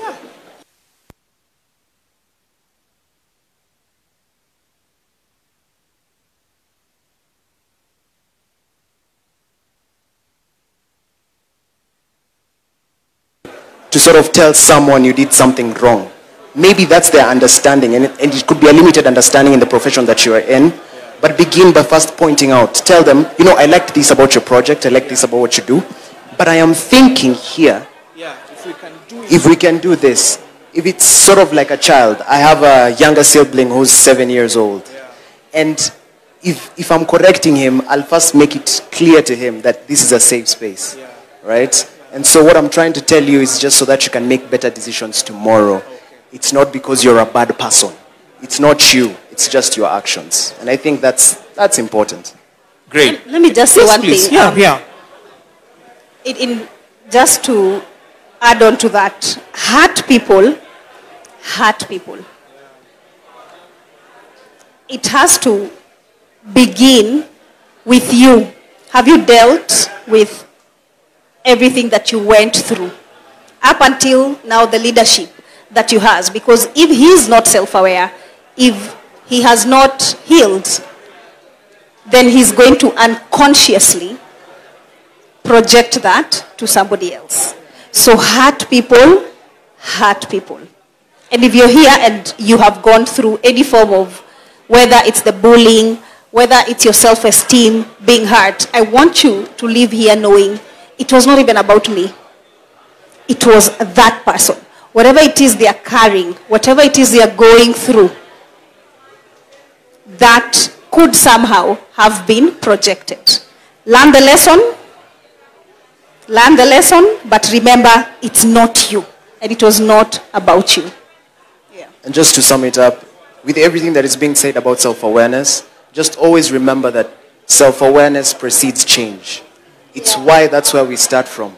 We start from the awareness. But then remember, just like he said, you're not better than your parents. You could be aware of all this and think, I'm better. Sinajua, my mental health, my depression.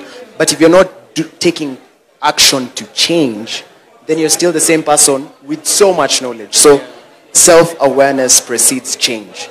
And self-awareness, someone might ask, I don't know myself. I don't know. Start following, like he said, your passions. That's how you start understanding yourself. Do it. But also remember that you're a human being. And also offer yourself grace. I think that's one of the...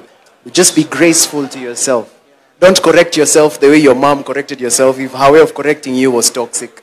Be graceful to yourself and tell yourself, hey, Kevin, there's something that's happening. I know you're experiencing this, but we can do it better. Because you are now the authority. So be kind to yourself naturally. Naturally, you'll be kind to those people around you. Allow me to just say something very short. Yes. Like my colleague Adoni has said, hurt people. Our parents, my mother, somewhere in Gatodo South, has no idea what animal therapy is. Yeah. But for us here, we are privileged. There is this platform whereby we are creating awareness. Gadoni has given us a very good presentation. So we are different from our parents. We are privileged enough to have this kind of information being shared to us.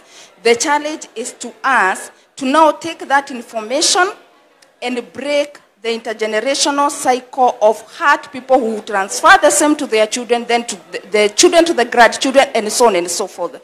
So again, as you live here, let us ask ourselves, now that I've heard all that I've heard here today, what will I do with it? Or will I be like this, the person who was out there, or the person who got no idea, the person deep in the village who doesn't even have access to the social media, who knows nothing. So we have an obligation, all of us, myself, all of us, all of you, so that we bring the change that we so need. Namba ya kutuma sadaka ya M-Pesa ni 0727. Ladies and gentlemen, questions, comments, answers, experiences. This is the time we want to hear them. We have about 30 or so minutes to go. Please talk to us. Nani yako na swali? Nani yako na comment? The panelists are here. Oh, the information was real clear. Ah, there you go. You have a microphone on the ground? There's one here, there's one here, there's a gentleman there, there's one here, another one. Those are like 5 already. So let's start with her. Please direct your question to one panelist. Excuse me. Direct your question to one panelist. We are trying to manage time. Check. And if you see one panelist is a bit more laden with a lot of questions, you can distribute to the other. They are all capable. Okay, hello. My name is Treza. I have a question to Mr. Alishon. You talked about healing. So I would love to know, how do you heal from, you're living in the same environment with the people who are hurting you. How do you heal from that? Yeah. Good question. Ish. Good question. Environment and the role it plays in your healing. Yes, this gentleman over here. Yeah, the one in a beach. Yeah, that one. Yeah. Thank you. My name is Levis, and I'll direct my question to Gathoni. So I come from a hood where I stand at a point of influence a lot, and I come from a hood that most of us probably know. I come from Githurai, and that is where I've grown, and I stand at a point of influence, mentoring some members of my generation. And we have all of this on ground. We have counseling. We have some follow-ups. We have we've got a lot of partners on ground. But one thing that is so rampant and is so developing is that we are not trusting the justice system, because we'll deal with cases where a friend of mine, their brother was shot. Their sister was raped, and they went through counseling. They have a baby. The baby is being supported. The baby is having all the support they need, but they are dying for justice. You know, a friend of mine was shot. No, there is no justice. Some other we are just found somewhere. They were taken to prison. There is no help. You know, when they are in prison, we go and see them. When they're in remand, they stay 1, 2 years, 3 years. They're in remand. The lawyers we are having, there is no hope.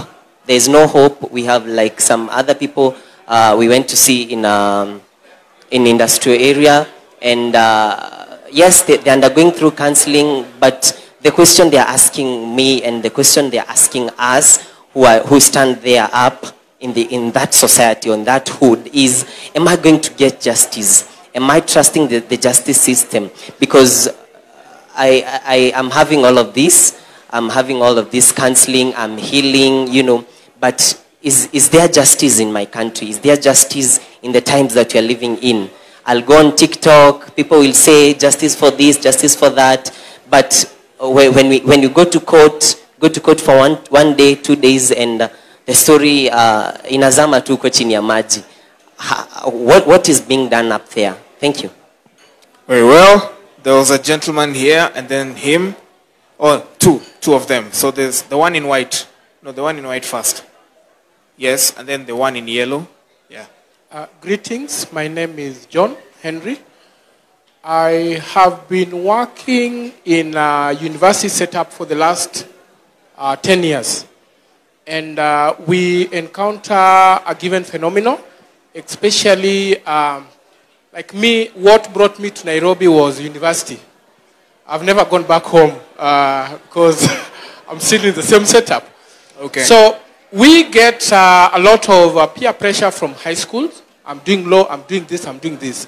Getting to university, yes, you scored that grade, but you find that your interest, what you like doing is not actually in that specific, okay? So you have to be the Lulu. Yes. So you get to third year, you want to change. But because you spent a lot of resources making that mistake, you stick to that. You get to graduate, then you other friends have connections, you are remaining there as an individual. Now, that has affected a lot of the young people when it comes to mental health. And when you get to workplace, you also have what we call it's called work politics. So how do you manage that work politics? You are supposed to be married, or your peers have also married. You found yourself in a setup that you thought you were good in business. You realize you like environment or agriculture. So how do you deal with all this? And you know that men, most of us, we don't talk. And when we talk, we also fear that you may be the next topic. Yeah, we're going to get backlash. Yes, we're going to get backlash. Yeah. And there's a saying that what you tolerate is what you become. Yeah. So you also don't want to miss that opportunity of being respected, but you're confused. Okay. Please Who is your question? Who are you directing your question to? I think I'll do that to the... Jennifer. Yes. Great. Solution 1, postpone marriage. Yes, your question. Oh, hi, good afternoon. First of all, thank you to the panelists. That was an amazing and insightful session. I really loved it. My question goes to you, Gathoni Mbogwa. I have two questions, and my first question is, you said that you were in Nyali and then you went to Kirinyaga for a boarding school, right? And it reached a point where you did not want even to see your parents. Yeah, correct me if I'm wrong. So my question is, okay, not a question, but kindly advise, because I relate to what you are saying. I'm currently going through what you are saying. Yeah, and my second question is, how do you strike a balance between staying, being realistic with life and taking care of your mental health? Because in life you are not always going to be happy. So how do you strike the balance of being real with life and protecting your mental health? Yeah, thank you. As we normally say, being the Lulu is there. The Lulu is there. Right behind you.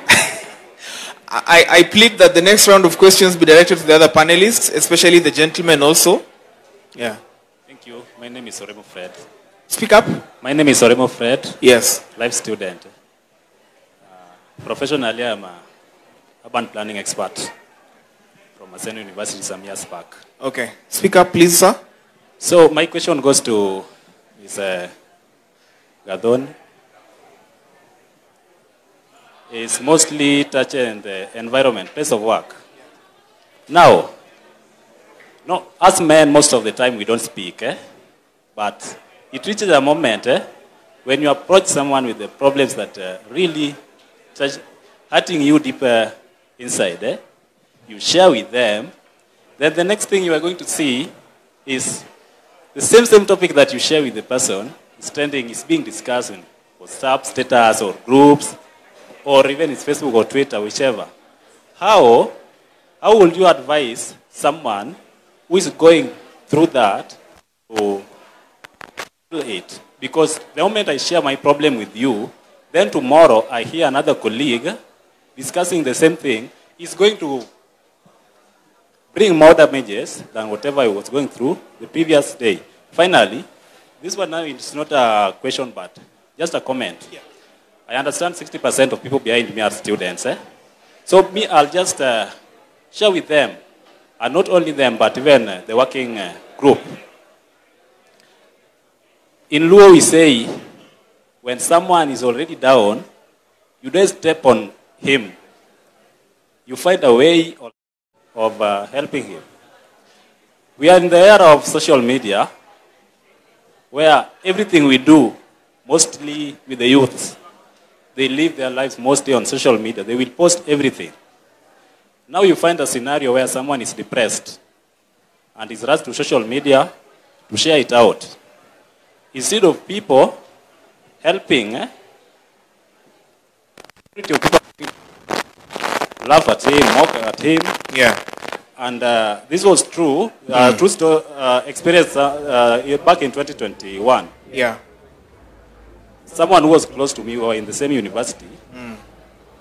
he posted something on social media about whatever he was going through.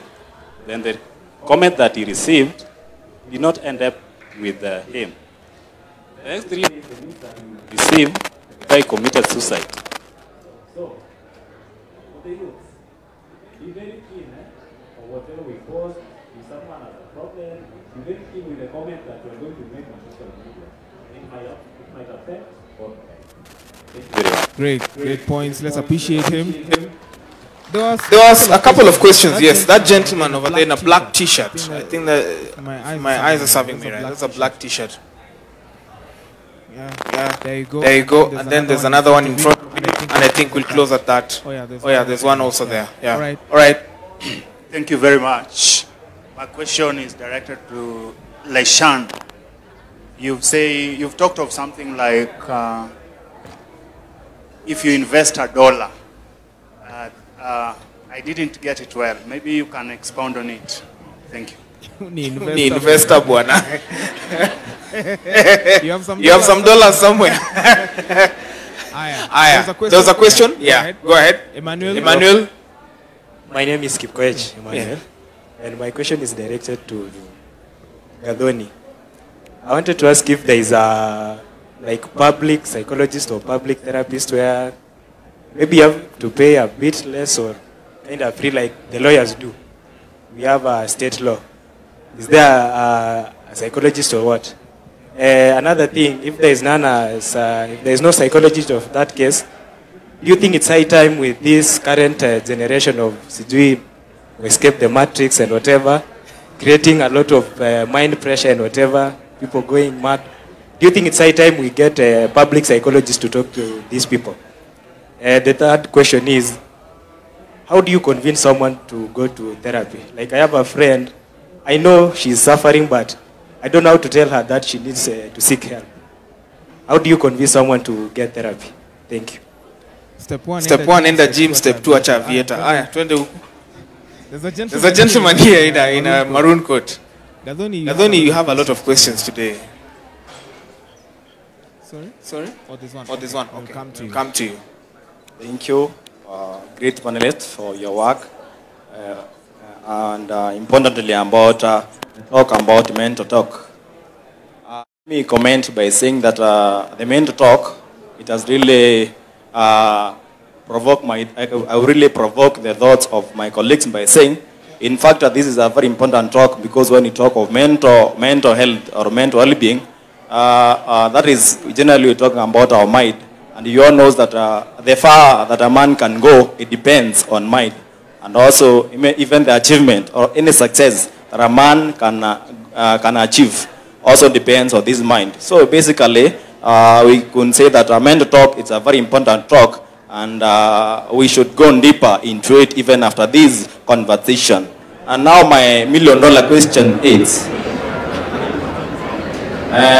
maybe because it's, mental health division is something that we cannot always, it's inevitable. No matter how keen we are, no matter the knowledge we have, no matter how genius you are, you will always be mentally disturbed at one point in time. Now give us the $1 million question. And the $1 million question is, and how can we maybe always how can we handle it in one sentence when it comes, and again, and how can we make sure that we are always at the optimum, such that anytime you cannot be disturbed.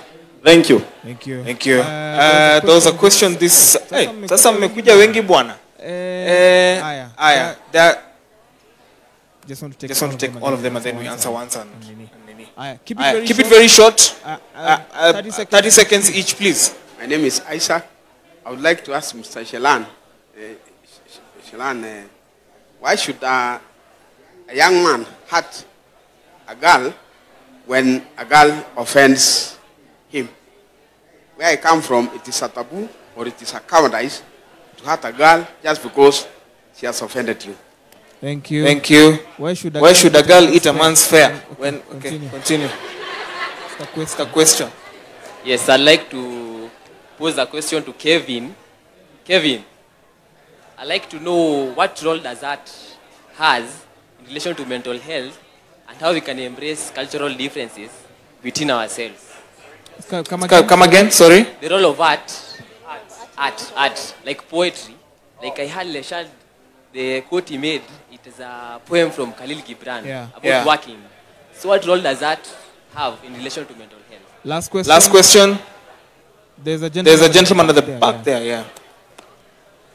Good afternoon. Good afternoon. First of all, shout outs to Nation Media. This is a really important forum. Thank you for creating it. My question is to Kevin. Raising up from low self-esteem. I serve in a creative space as well, you know, marketing, branding, and you find that maybe you may be working on a project, but maybe did not pick up. And so there is the backlash that, you know, why did you make us do this?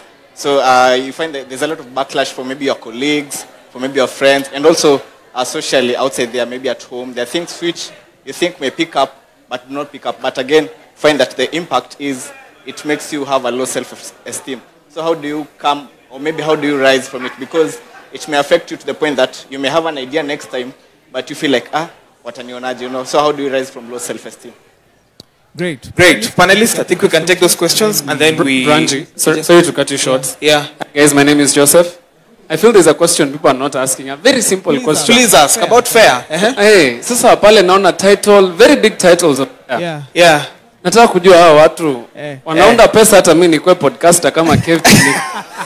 How much money are they making? Let's go up. Kevin, how much money are you making, Bana? Let's start. In no particular order. Just respond to your questions and then we'll proceed. I think because I'm not noting down, so before I forget. Thank you guys.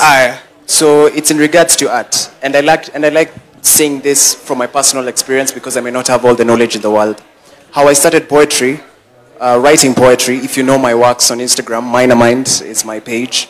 How I started writing was from a depressive state.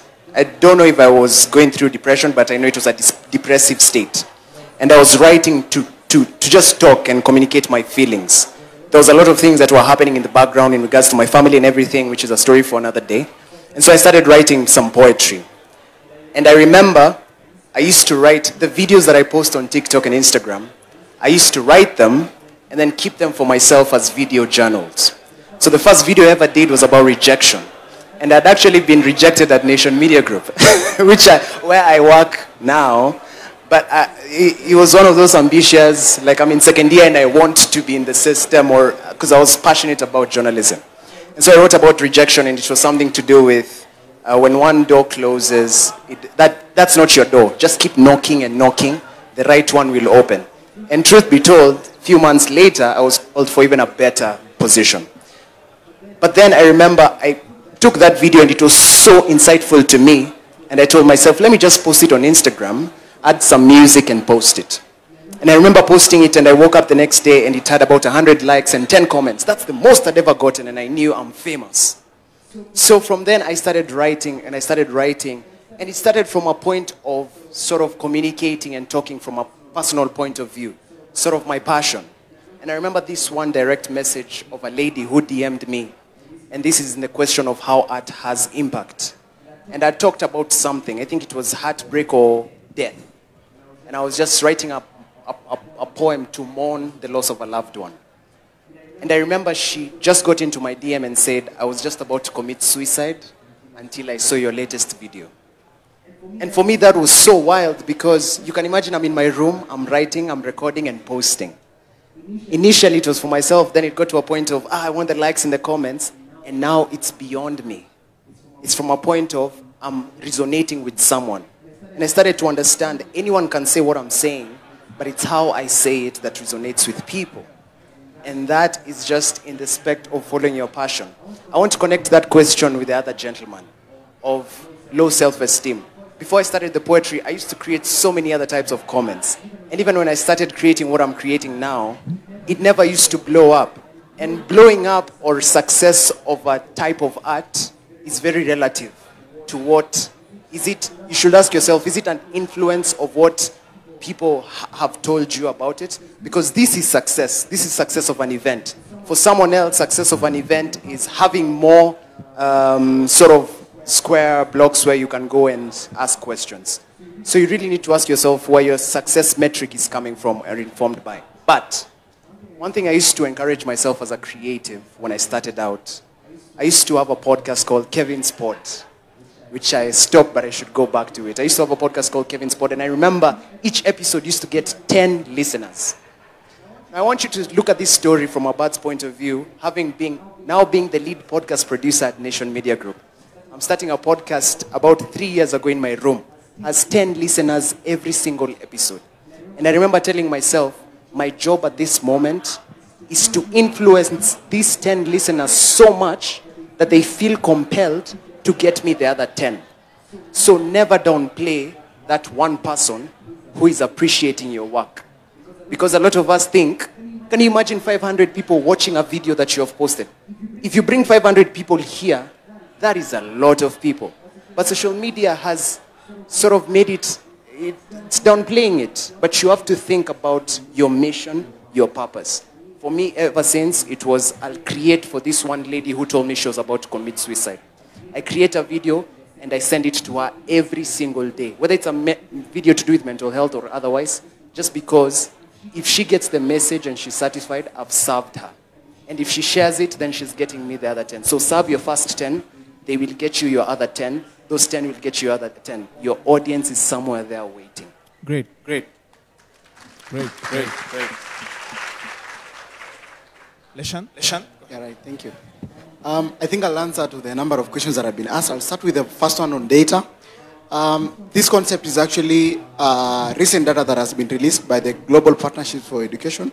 Global Partnerships for Education is the biggest forum on education which supports the African Union and member states to improve the level of education and the quality of education. And I got this concept from the former president of Tanzania, who is Jakaya Kikwete, who was discussing with us where we need to invest in mental health in education.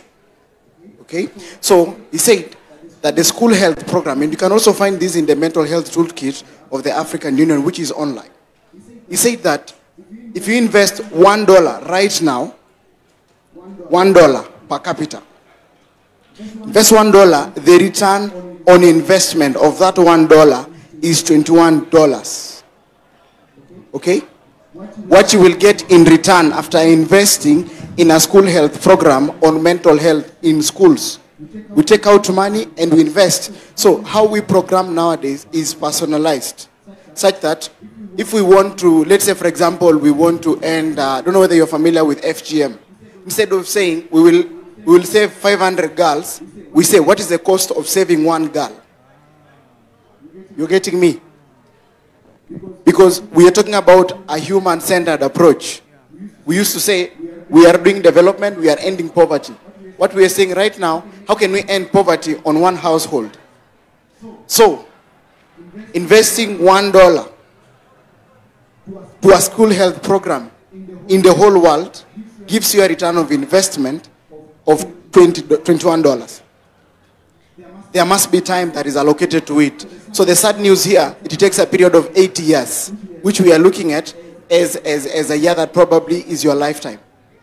But the difference is if you invest $1 in Africa, because of the numbers, and you've seen through the data that Gathoni gave, is that young people are more. We are reaching out up to 60% above many populations. So invest $1 in Africa, you have a return of investment of $88.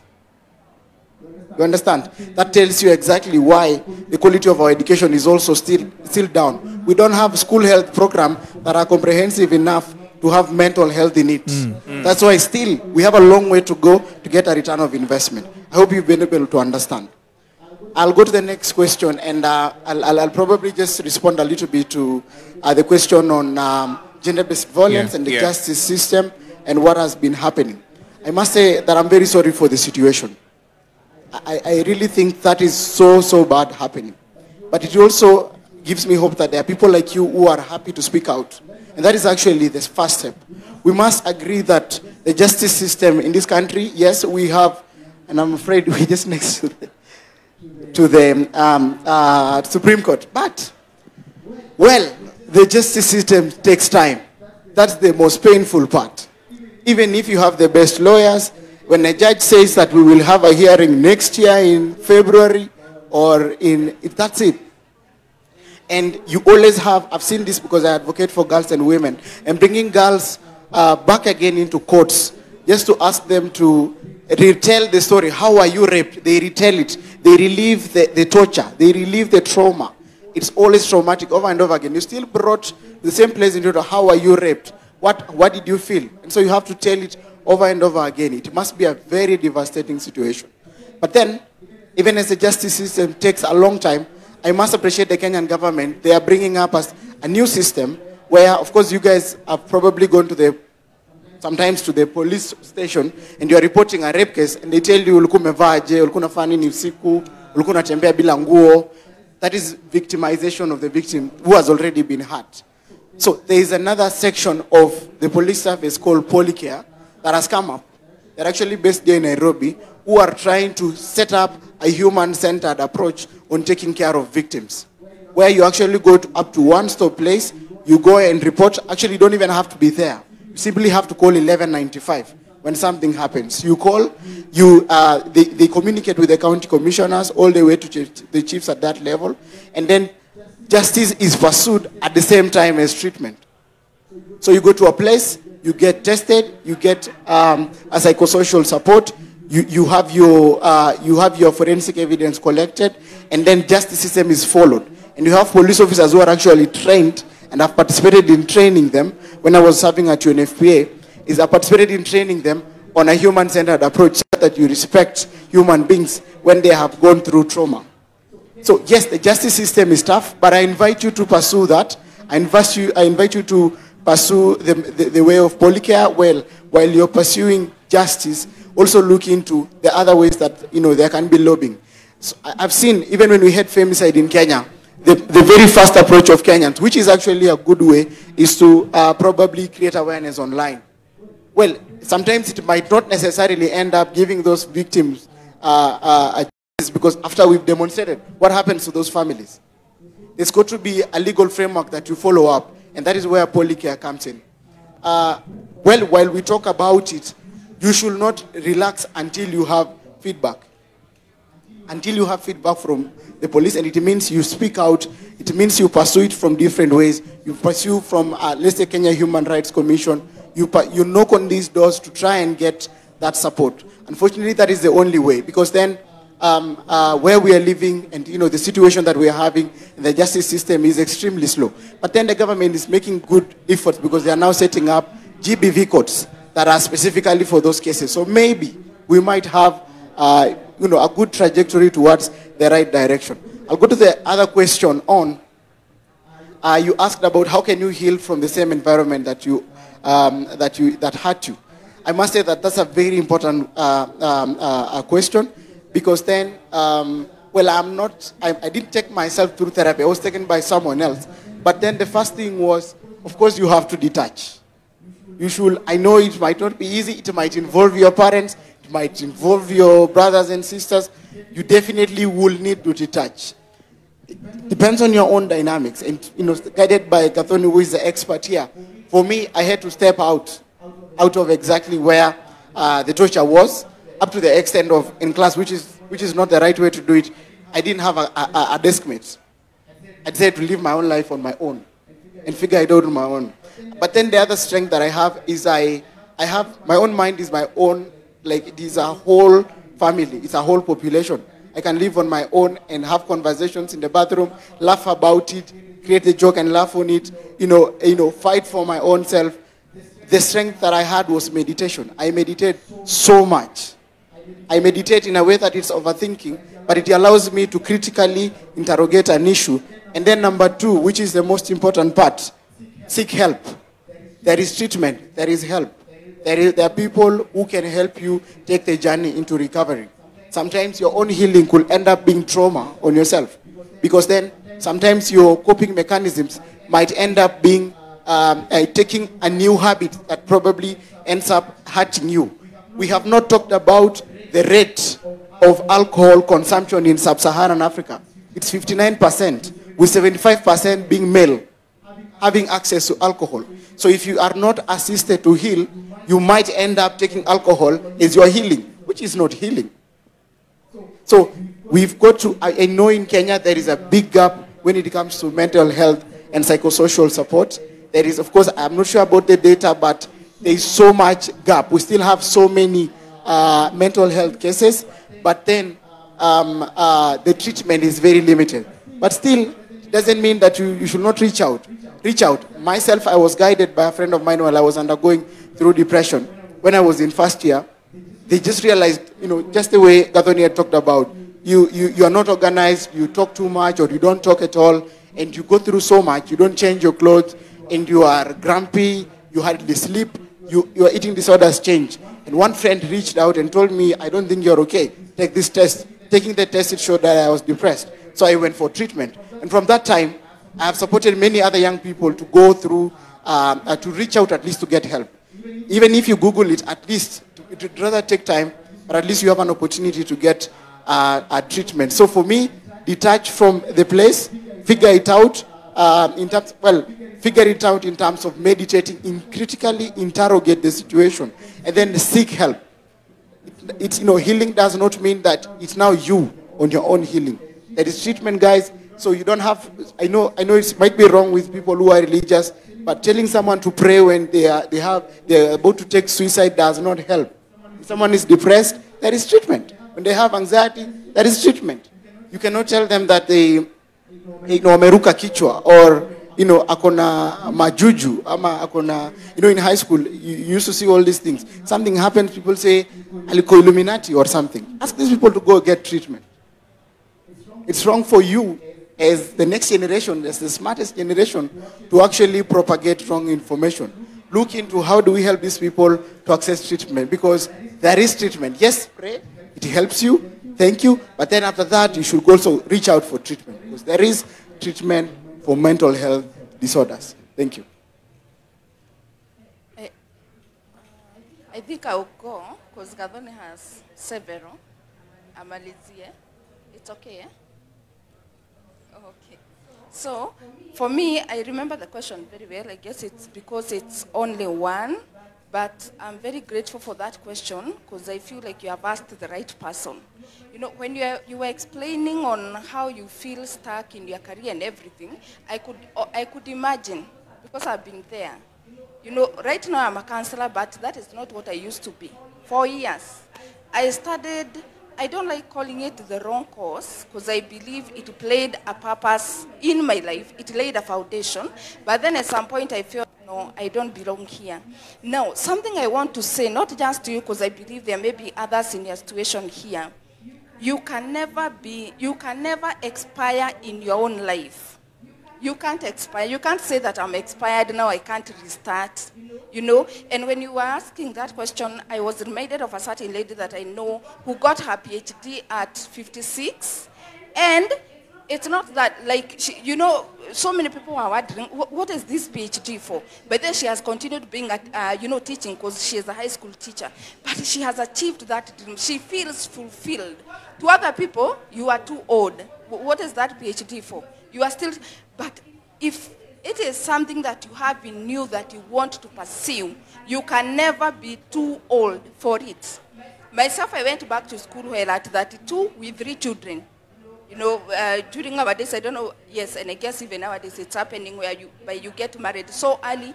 So I had 3 children, and I decided that, I remember asking myself at that age of 32, 2 things. Either I continue waiting here, feeling stuck, bitter, and angry, because I'm doing something I don't love, and then I wake up one day and I'm 60 years, or even I'm on my deathbed, and I'm like, why didn't I pursue what I wanted? Or I do that thing right now. And I was 32. I decided I'm going back to school. And I'm glad I did. So one thing, you can never be too old for your dreams. Go for them. Looking at you, I can see maybe you're like 40 years or less, actually less. And now, don't make anyone feel like you're too old for whatever you are dreaming. Whether it's your colleagues, whether it's your boss, or whoever it is, you can still restart. You can still do it. for those who are in school and maybe your parents have, walikwambia for us to pay your school fees, you have to do IT, and maybe hata haigie yedi anywhere, it's okay. Just finish. And then use that degree as a bridge to get you where you want to go.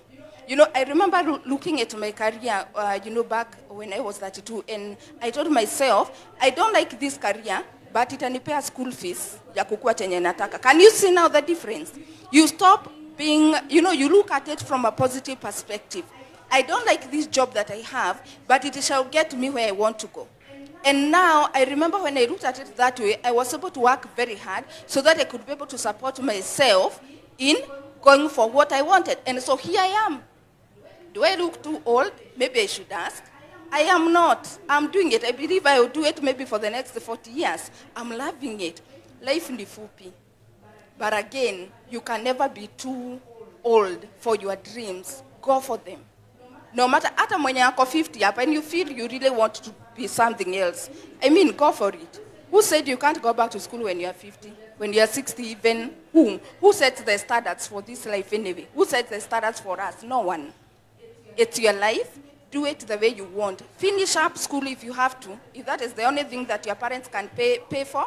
But once you are done, go for your dreams now. And then live life the way you will enjoy it the most and the way you fulfill the purpose for which you were created. Thank you. Yeah, I think. Sorry?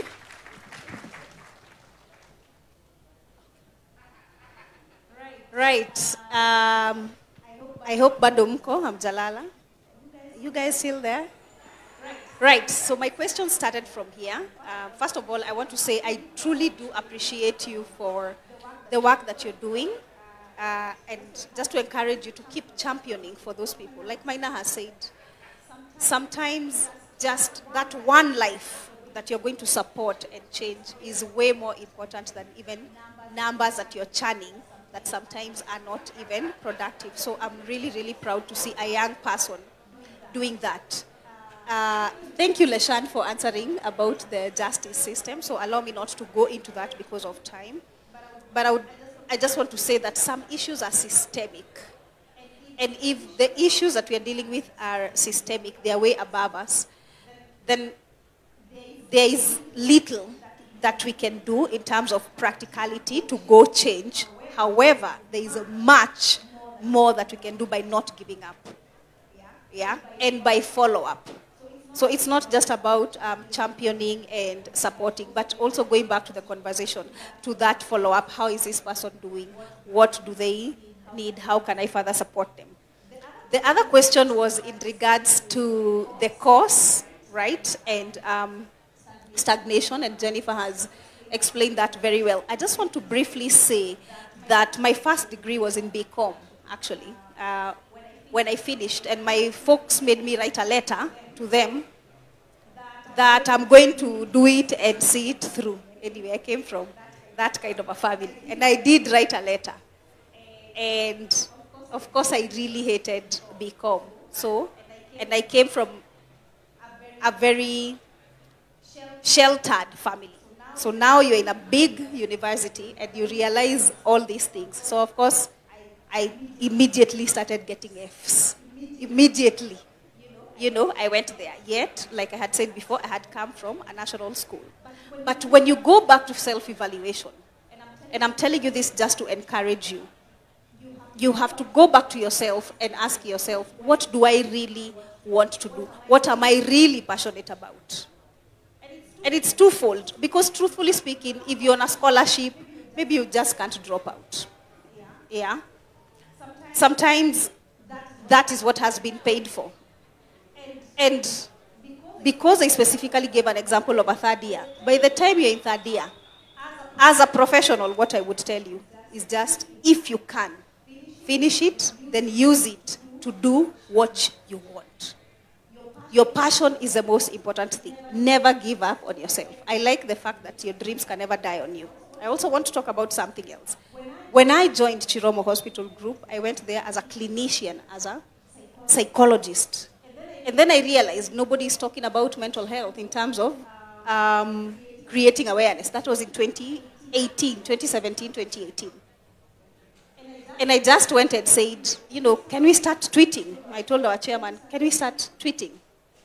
And today we have a fully fledged digital relations department. Am I an expert? No, but I had the dream and the creativity part of me. So go for what you want in whatever space you are in. You cannot give up on yourself. And I usually say, and I don't want you to forget this, you are the most important piece of your world's puzzle. You are the most important. So you have to invest in yourself. You have to affirm yourself. You have to work on yourself. You have to keep dreaming. You can't stop. And you can't dream as you're looking at, nani ameona, niko na like ama sina. No.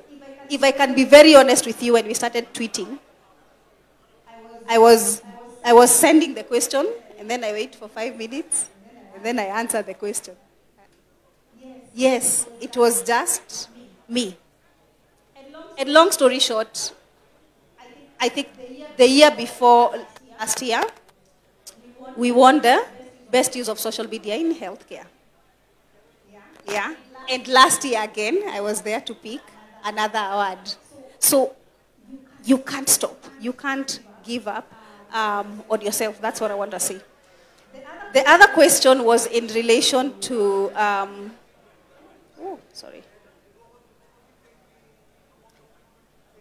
managing politics within the workplace. All right. Let me be very honest with you, at the expense of my colleagues being here today, because I didn't come alone. Your colleagues are not your friends. All right? Your colleagues are not. You're just colleagues. I do want to recognize that at some point, you can nurture and grow relationship with some of those colleagues. But if you're going to go into the workforce thinking that kila mtu ni beste yako, everybody is your friend, then you're going to have problems. You're going to land in hot soup. And I'm saying this specifically because he made a comment. Don't share with a journalist because you're the content. You made a statement and said, if you're telling people to open up and then the next day you go for WhatsApp status. And I'll tell you as a professional, what I always tell all my patients, please share what you're confident that if it lands out there, you're able to stand with it. Please share what you're confident that ikitoka, if it goes out there, you're going to be able to stand with it. The deeper paths of sharing, take those to therapy. Take those to a safe place, a non-judgmental environment, where we are guided by a code of conduct, where we are bound by confidentiality clause. The deep, deep parts. So only share just what you're sure that even if it gets out, it is okay. I really want to emphasize on that. It is so hard because I've worked with patients, my own journey as well, what you've heard from the panelists. It's so hard to heal continuously in an environment that is triggering you every day, in an environment that is continuously hurting. It's like walking on hot coal every single day, and then tomorrow you're hoping that, haitakuchoma. It's very hard. One of my panelists mentioned about detaching. I want to talk about detaching with love. Detaching with love is that it just means you've removed yourself from that environment, not because you hate them, not because you want to abandon them, but because you're most important piece of your world's puzzle. Detaching with love means I have made a choice to love you from over there. I love you from a distance, from there. Okay? If there's a problem at home and they need a contribution, will you go? Yes. If your parent is sick and they need help, will you help them? Yes. But does it mean that you're going to sit in that same environment and probably face the same insults over and over? No. So, detaching with love. Love just from a distance. And there is nothing wrong with that. I always say, if it costs you your mental health, it's too expensive a price to pay. If it costs you your mental health, Aki, it's too expensive. Because once you trigger a mental illness, then you're dealing with a condition for the rest of your life. You need to actually get to a point where you are intentionally choosing yourself. The other question was in terms of also parents. How did I go through it? Forgiveness. Yeah? And there's a book. I want you guys to go and read that book. How do you forgive what you can't forget? You know, some of those things.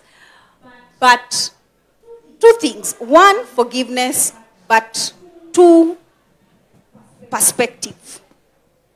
I think as a parent today, I do understand my parents on a different level because now I know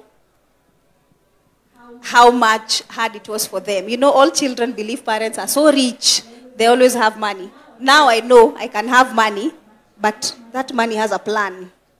So just because you want a job breaker, I can't buy it. So I guess the perception or the perspective changes as you grow older. But for those who have been hurt, deeply, deeply hurt, there's something that we call forgiveness therapy.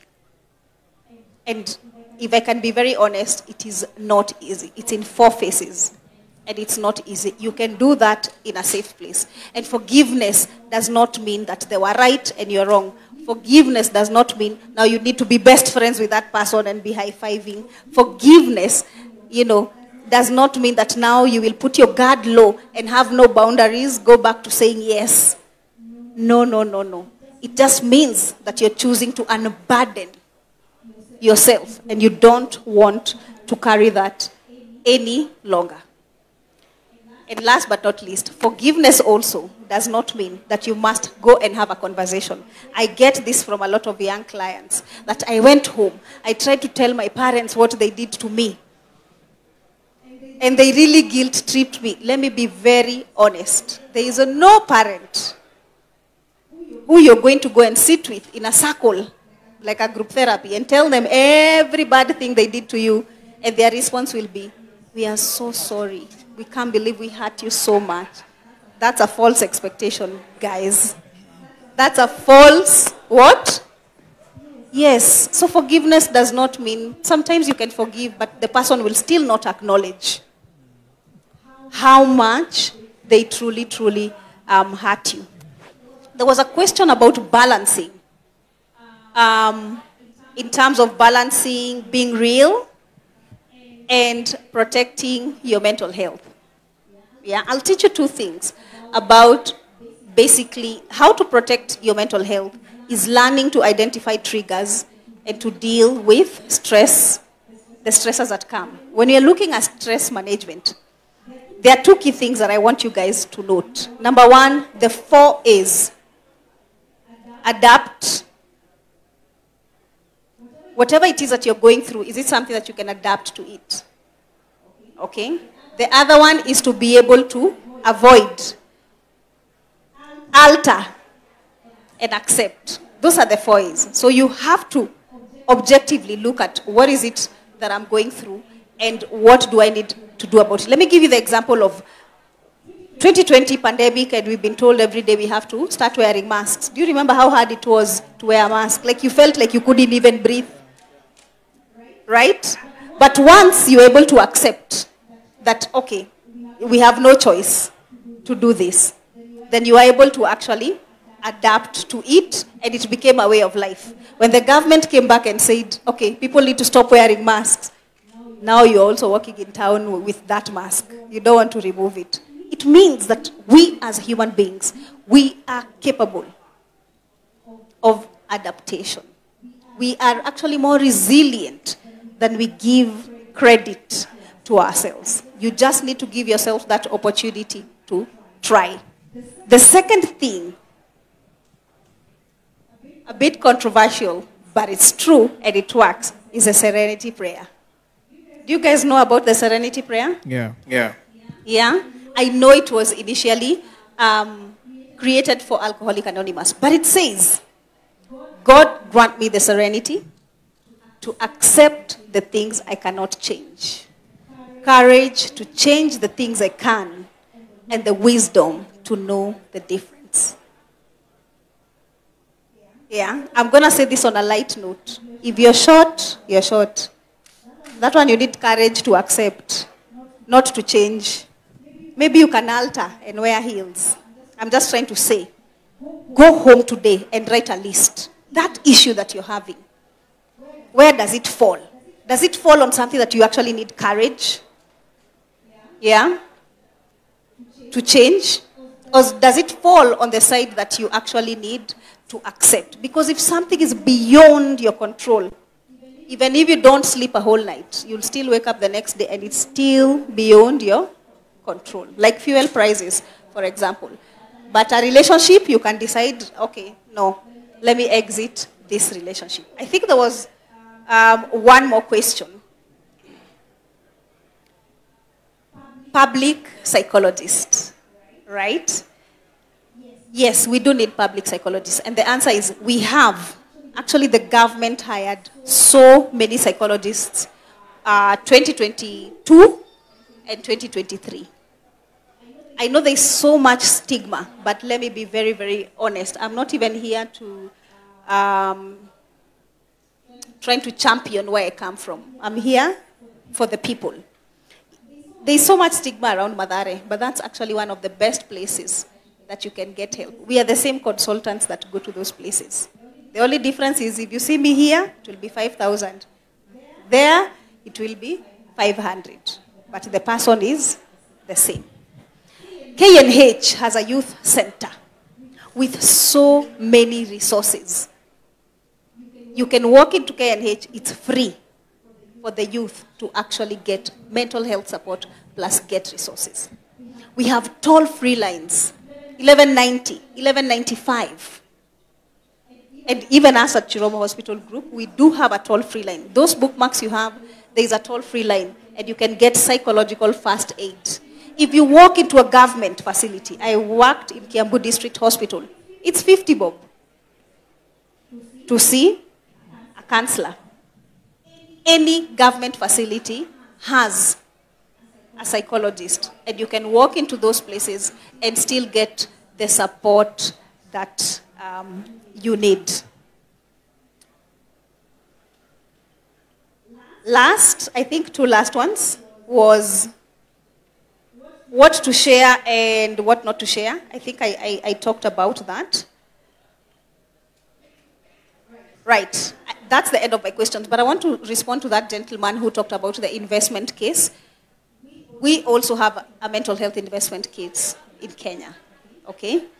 Please see me, share your number, I'll send you the document, and you can be able to also see what it is that we are doing. We do have those resources. You can see the survey that was done in this country and what is continuing to happen.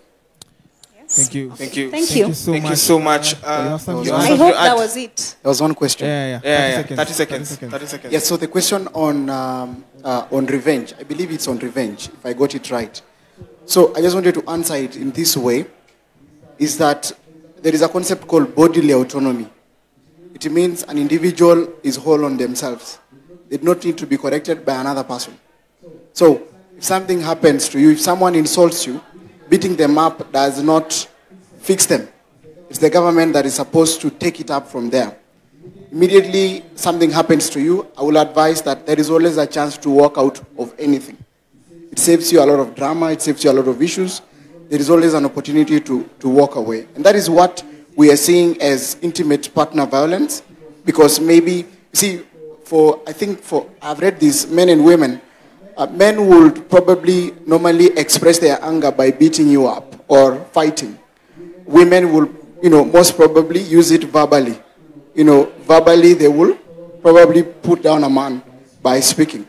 Still, there's an opportunity for you to seek justice on that instead of fighting back or revenging. I think the best revenge is to walk away and do better. Do better for yourself.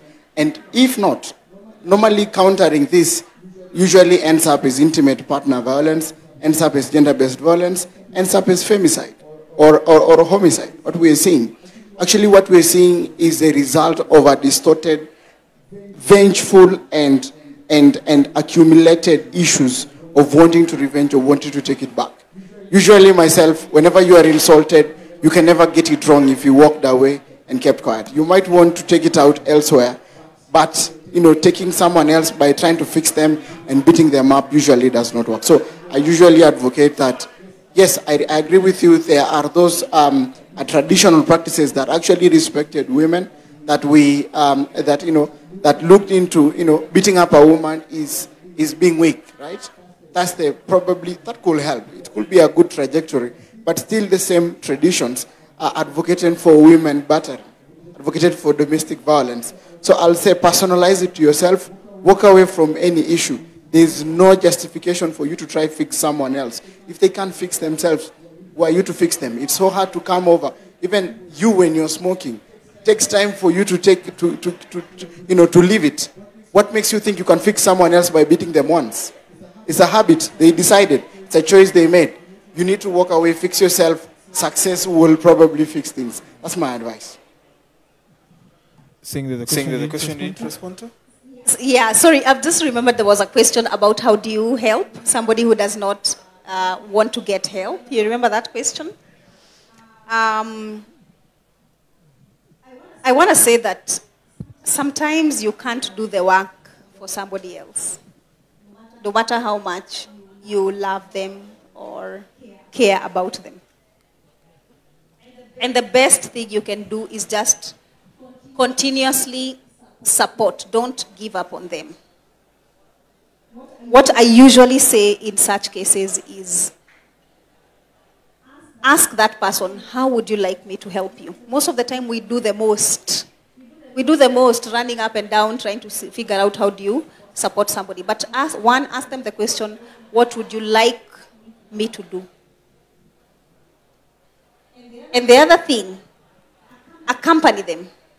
If you're going to tell them that there is therapy, if you're going to tell them there is help and there is so much stigma, maybe the best gift you can say is that I've paid for your session. I'm going to take you. I'll walk with you. I'll sit outside that place and I'll wait for you. And we will walk out together. So there are different ways that you can offer support. But remember what I said initially. Listen to understand, not listening to respond. Sometimes people just need that safe space to empty themselves, and that's enough. Sometimes. Yeah. All right. I think that's a fair point to leave it at. Thank you so much, our panelists. We really appreciate. Let's appreciate them. We may stand and thank you so much for also being a wonderful audience. Thank you for your questions. This other one. I hope you got the much needed content you wanted. How many found this panel meaningful and helpful? Very nice. Are you gonna do better? Are you going to listen more to understand? Are you going to keep a safe distance? And love from afar? Very nice. Sawa. Thank you. Gathoni, most welcome. Kelvin, Leshan, and Jennifer. Let's appreciate them as they take their seats. Santene. Ladies and gentlemen, I don't want to keep you any longer than this. I know you need to go to the booths and all that and chase other businesses of the day. Really appreciate that you are able to come. The fair continues tomorrow, where we will be having so much more to offer, of course, conversations. And then in the afternoon, this gentleman here who hosts Team Republic is going to be giving us a very beautiful mix. So you don't want to miss that. Kuja uzoze kidogo. Mnaonanga uchali Team Republic. Ameweza ba Jose.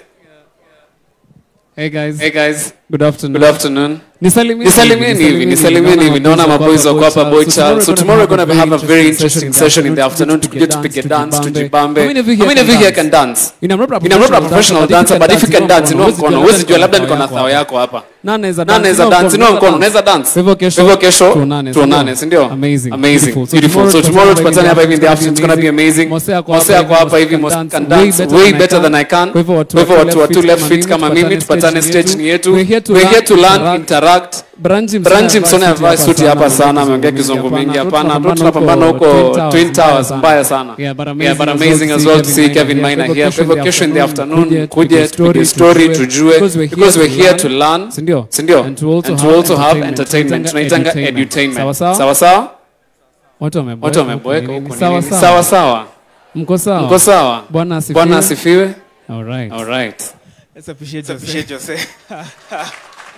Guys, I would be unfair to keep you longer than this. Thank you so much. See you tomorrow. And God bless.